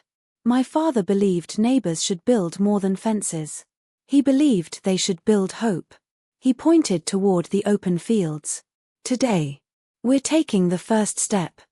No applause followed. No dramatic music. Instead, people simply picked up tools. Some measured fence posts. Others cleared old branches. Children gathered fallen leaves into piles. Mrs. Henderson organized lunch. The retired electrician inspected Grandpa's workshop. The high school students carried lumber without being asked. Emma walked slowly through the crowd. Everywhere she looked, someone was helping someone else. No one asked who was in charge. No one asked what they would be paid. They simply worked. Around lunchtime, Olivia stood beside the folding tables serving soup. A woman she barely recognized approached with 2 bowls. "You probably don't remember me." Olivia smiled apologetically. "I'm sorry. We met years ago." The woman laughed. "You volunteered at the food pantry one Christmas." Olivia frowned. "I did. You gave my little boy a winter coat." She looked toward the crowd. "We've never forgotten." Olivia felt her throat tighten. "I almost forgot." The woman smiled gently. "Kindness has a funny way of remembering us, even when we don't remember ourselves." Later that afternoon, Emma found Frank standing alone beneath the oldest apple tree. He rested one hand against its rough bark. "He planted this tree," Frank said quietly. Emma nodded. "I know." Frank smiled. "Your grandfather used to tell me something." "What was it?" He looked across the volunteers laughing together in the fields. "The best builders don't leave behind buildings." Emma waited. "They leave behind people who know how to build." Frank looked toward the workshop where teenagers were learning to use tools from retired craftsmen. "I think he succeeded." As the sun began to set, everyone gathered for one final photograph. Not because anyone wanted recognition. Because someone suggested Grandpa would have liked seeing everyone together. 43 smiling faces stood beneath the old apple tree. Children covered in dirt. Retirees with sawdust on their jackets. Parents holding toddlers. Teenagers with muddy boots. Neighbors who had barely known one another just weeks before. Emma looked around before the picture was taken. Months earlier, she had believed she was building a tiny home. Now she understood the truth. The house had only been the beginning. What she had really been building, without ever realizing it, was a place that reminded people they still belonged. And sometimes, the first volunteer doesn't just help build a dream. They give everyone else permission to believe in it too. 3 weeks after the volunteers first gathered, the empty field had already begun to change. Walking paths were marked with wooden stakes. The old barn had a new roof. Raised garden beds stretched across one corner of the property. Children helped paint colorful signs that read, "Community Garden. Hope starts here. Welcome." Every afternoon, laughter drifted across the land. The place felt alive. One chilly Tuesday morning, Emma was planting young fruit trees near the entrance when she noticed someone standing quietly by the gate. It was a woman. Maybe in her late 30s. She wore a faded blue jacket and carried the hand of a little boy who looked about 6 years old. They didn't come inside. They simply watched. Emma smiled and walked toward them. "Good morning." The woman looked embarrassed. "I'm sorry. We didn't mean to interrupt." "You're not interrupting." Emma noticed the little boy staring at the apple saplings. "You like trees?" He nodded shyly. "My grandpa had one." Emma smiled. "They're good listeners." The little boy grinned. "I think so too." The woman introduced herself. "My name is Sarah." She hesitated before continuing. "I heard about this place." Emma nodded. "We're still building." "I know." Sarah looked down at the gravel beneath her feet. "I wasn't sure if I should come." Emma waited patiently. Finally, Sarah whispered, "My husband passed away last winter." "I'm so sorry." She nodded. "I lost our apartment 2 months later." Emma's heart sank. "We've been staying with my sister." She squeezed her son's hand gently. "They've been wonderful. But they have 3 children already." She looked toward the fields. I don't know where we're supposed to go next." Emma didn't immediately answer. Instead, She opened the gate. You've been standing outside long enough. Sarah looked confused. What do you mean? Emma smiled warmly. It means you don't have to ask permission to belong here. The little boy looked up at his mother. Can we go in? Sarah wiped away a tear. I think we can. As they walked onto the property, volunteers continued working exactly as before. No one stopped to stare. No one whispered. Mrs. Henderson waved from the garden. Morning. Dad tipped his cap. Ryan carried another stack of lumber past them. Coffee's fresh if you'd like some. Sarah looked around in surprise. They don't even know me. Emma smiled. They don't need to. Inside Grandpa's workshop, Olivia was organizing donated books for the future reading room. She looked up as Emma entered. We have visitors. Olivia immediately stood. Hi. I'm Olivia. Sarah smiled nervously. Sarah. And this is Noah. Olivia crouched down to Noah's height. You like books? He nodded. A little. She laughed. We're going to fix that. She handed him a picture book about forests. Noah hugged it against his chest as though it were treasure. Meanwhile, Mark sat with Sarah at a picnic table outside. They talked for nearly an hour. Not about tragedy. Not about mistakes. About practical things. Job opportunities. Childcare. Local resources. Budgeting. The library. The elementary school nearby. When they finished, Sarah quietly asked, Why are you helping me? Mark smiled. Because someone helped me. She frowned. You? He nodded. I lost almost everything. I thought asking for help meant I'd failed. He looked toward the tiny house. My family taught me otherwise. Later that afternoon, Noah wandered into the community garden. He stopped beside Dad, who was repairing a wooden bench. What are you building? Dad smiled. A place for tired people to sit. Noah considered that carefully. My mom's tired. Dad nodded gently. Then we'd better make it strong. The little boy picked up a handful of screws. I can help. Dad smiled. I was hoping you'd say that. As the sun began to set, Sarah stood beside Emma near the porch. I don't know what happens next. Emma looked across the property. Neither did she. Not completely. But for once. That uncertainty didn't feel frightening. It happens one day at a time. Sarah nodded slowly. I can do one day. Emma smiled. That's all any of us have ever done. Before leaving, Noah ran back toward Emma. He reached into his pocket and pulled out a smooth grey stone. My grandpa gave me this. Emma looked surprised. You want me to have it? He nodded. For your garden. So people know it's lucky. Emma accepted it carefully.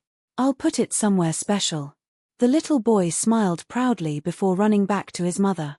Emma watched their car disappear down the gravel road. Then she looked down at the small stone resting in her hand. Grandpa had once planted an apple tree without knowing who would someday enjoy its shade. Today, a little boy had left behind a simple stone without knowing how much hope it carried. Emma gently placed it beside the first young apple tree they had planted for Hope Village. Some gifts aren't valuable because of what they're worth. They are valuable because they remind us that even people with very little still find ways to give. And that is often where healing truly begins. Winter came and went. Snow covered the fields. The garden rested beneath a blanket of white. Inside Grandpa's workshop, volunteers continued working through the cold months. Walls were painted. Bookshelves were built. Benches were sanded. Children spent Saturday mornings making birdhouses while retired craftsmen patiently taught them how to measure twice before cutting once.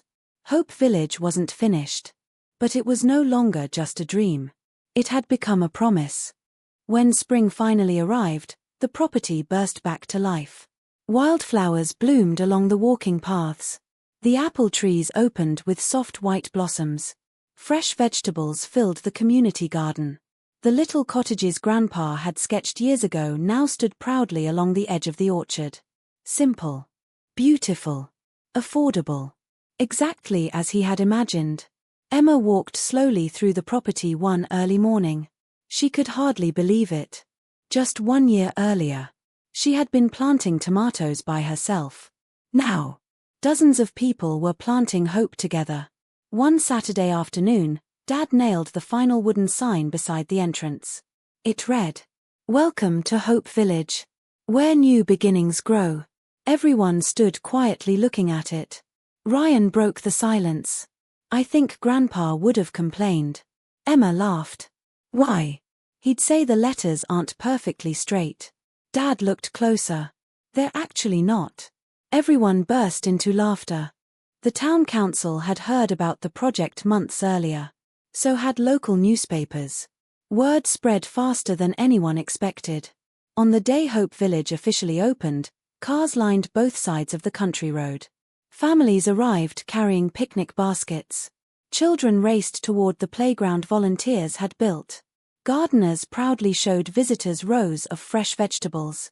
Teachers explored the reading room. Retired veterans admired the woodworking shop. No admission fee. No membership. Just open gates. Exactly as Grandpa had wanted. Emma stood near the entrance greeting visitors. An elderly man paused beside her. "I knew your grandfather." Emma smiled. "You did. He fixed my porch 30 years ago." The man laughed softly. "When I asked how much I owed him, he told me to help someone else instead." Emma felt tears forming. "That sounds like him." The old man looked around at the crowds. "I suppose this is what he meant." Near the reading room, Olivia watched children sitting on colorful rugs while she read stories aloud. Noah sat in the front row. Every few minutes he proudly pointed toward Emma whenever someone mentioned Hope Village. "That's Miss Emma," he whispered. "She planted the lucky tree." Emma smiled every time she heard him. The smooth gray stone still rested beneath that little apple tree. Exactly where Noah had placed his hope. Outside, Mark finished teaching his first free financial workshop. About 20 young couples surrounded him asking questions. No complicated investment strategies. No promises of becoming rich overnight. Just simple lessons. Spend less than you earn. Save before you spend. Never confuse debt with success. As everyone thanked him, Mark quietly smiled. Months earlier, he would have been embarrassed to talk about money. Now, his biggest mistakes had become someone else's protection. That afternoon, Sarah arrived carrying homemade cookies. She had found a full-time job at a nearby elementary school. Her son Noah proudly ran through the community garden showing everyone the vegetables he'd helped plant. Sarah hugged Emma tightly. "I wanted you to know. We signed the lease on our own apartment yesterday." Emma smiled. "Congratulations." Sarah shook her head. "No. Thank you. If you hadn't opened that gate, I don't know where we'd be." Emma gently squeezed her hand. "You walked through it. You did the hard part." As the celebration continued, Dad climbed onto the small wooden stage volunteers had built beneath Grandpa's favorite apple tree. He adjusted the microphone. "I promise. This speech will be shorter than the last one." Laughter rolled through the crowd. He smiled. "A year ago, people saw an empty field." He looked toward Emma. "My daughter saw possibility." He looked toward the volunteers. "You saw purpose." Then toward the families gathered together. "And today, you've turned this place into something my father dreamed about for decades." He paused, emotion filling his voice. "This village isn't built from lumber. It isn't built from concrete. It's built from kindness." The crowd erupted into warm applause. As the sun began to set, Emma quietly slipped away from the celebration. She walked toward Grandpa's old apple tree. The same place where so many important moments had happened. She rested one hand against its weathered trunk. "I wish you could see it." A gentle breeze stirred the branches above her. For a moment, she almost imagined she heard his familiar laugh. Not loud.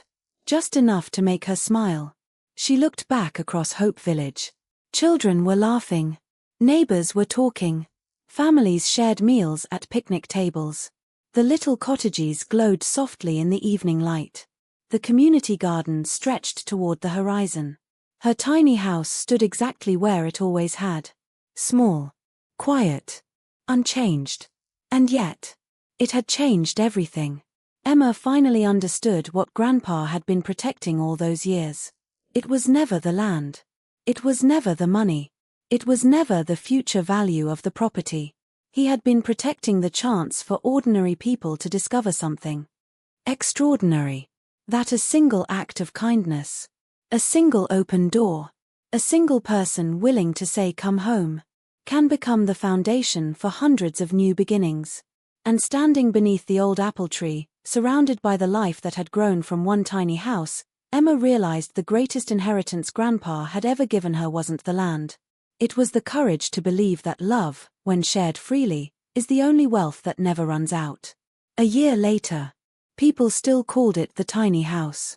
Visitors would drive past the entrance to Hope Village, smile at the cottages, wave at the community gardens, and eventually point toward the little home near the orchard. So that's where it all started? Emma always answered the same way. No.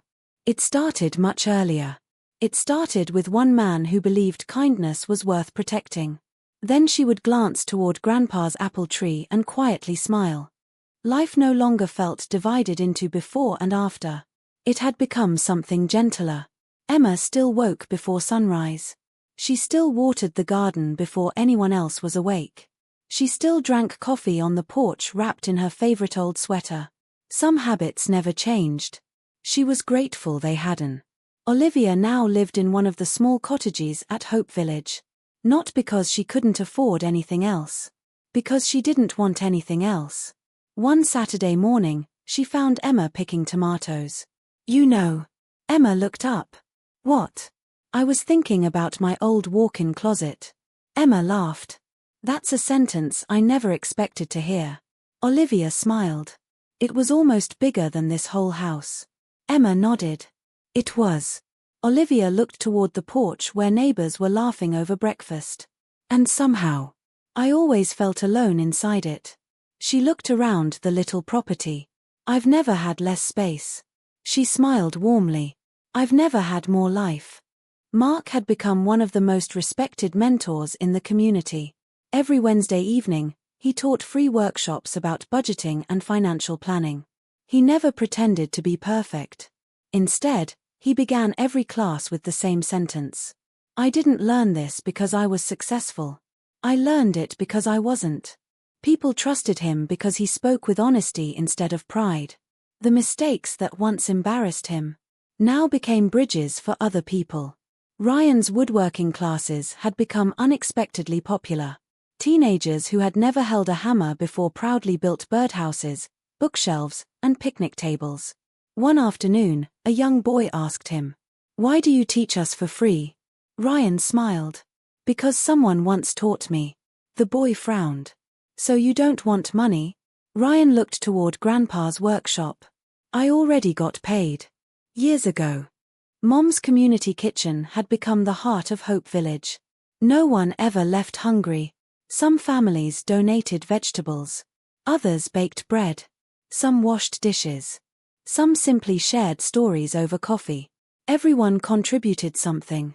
Even if all they had to offer was time. Dad spent most afternoons repairing whatever needed fixing. A loose fence. A broken bench. A squeaky door.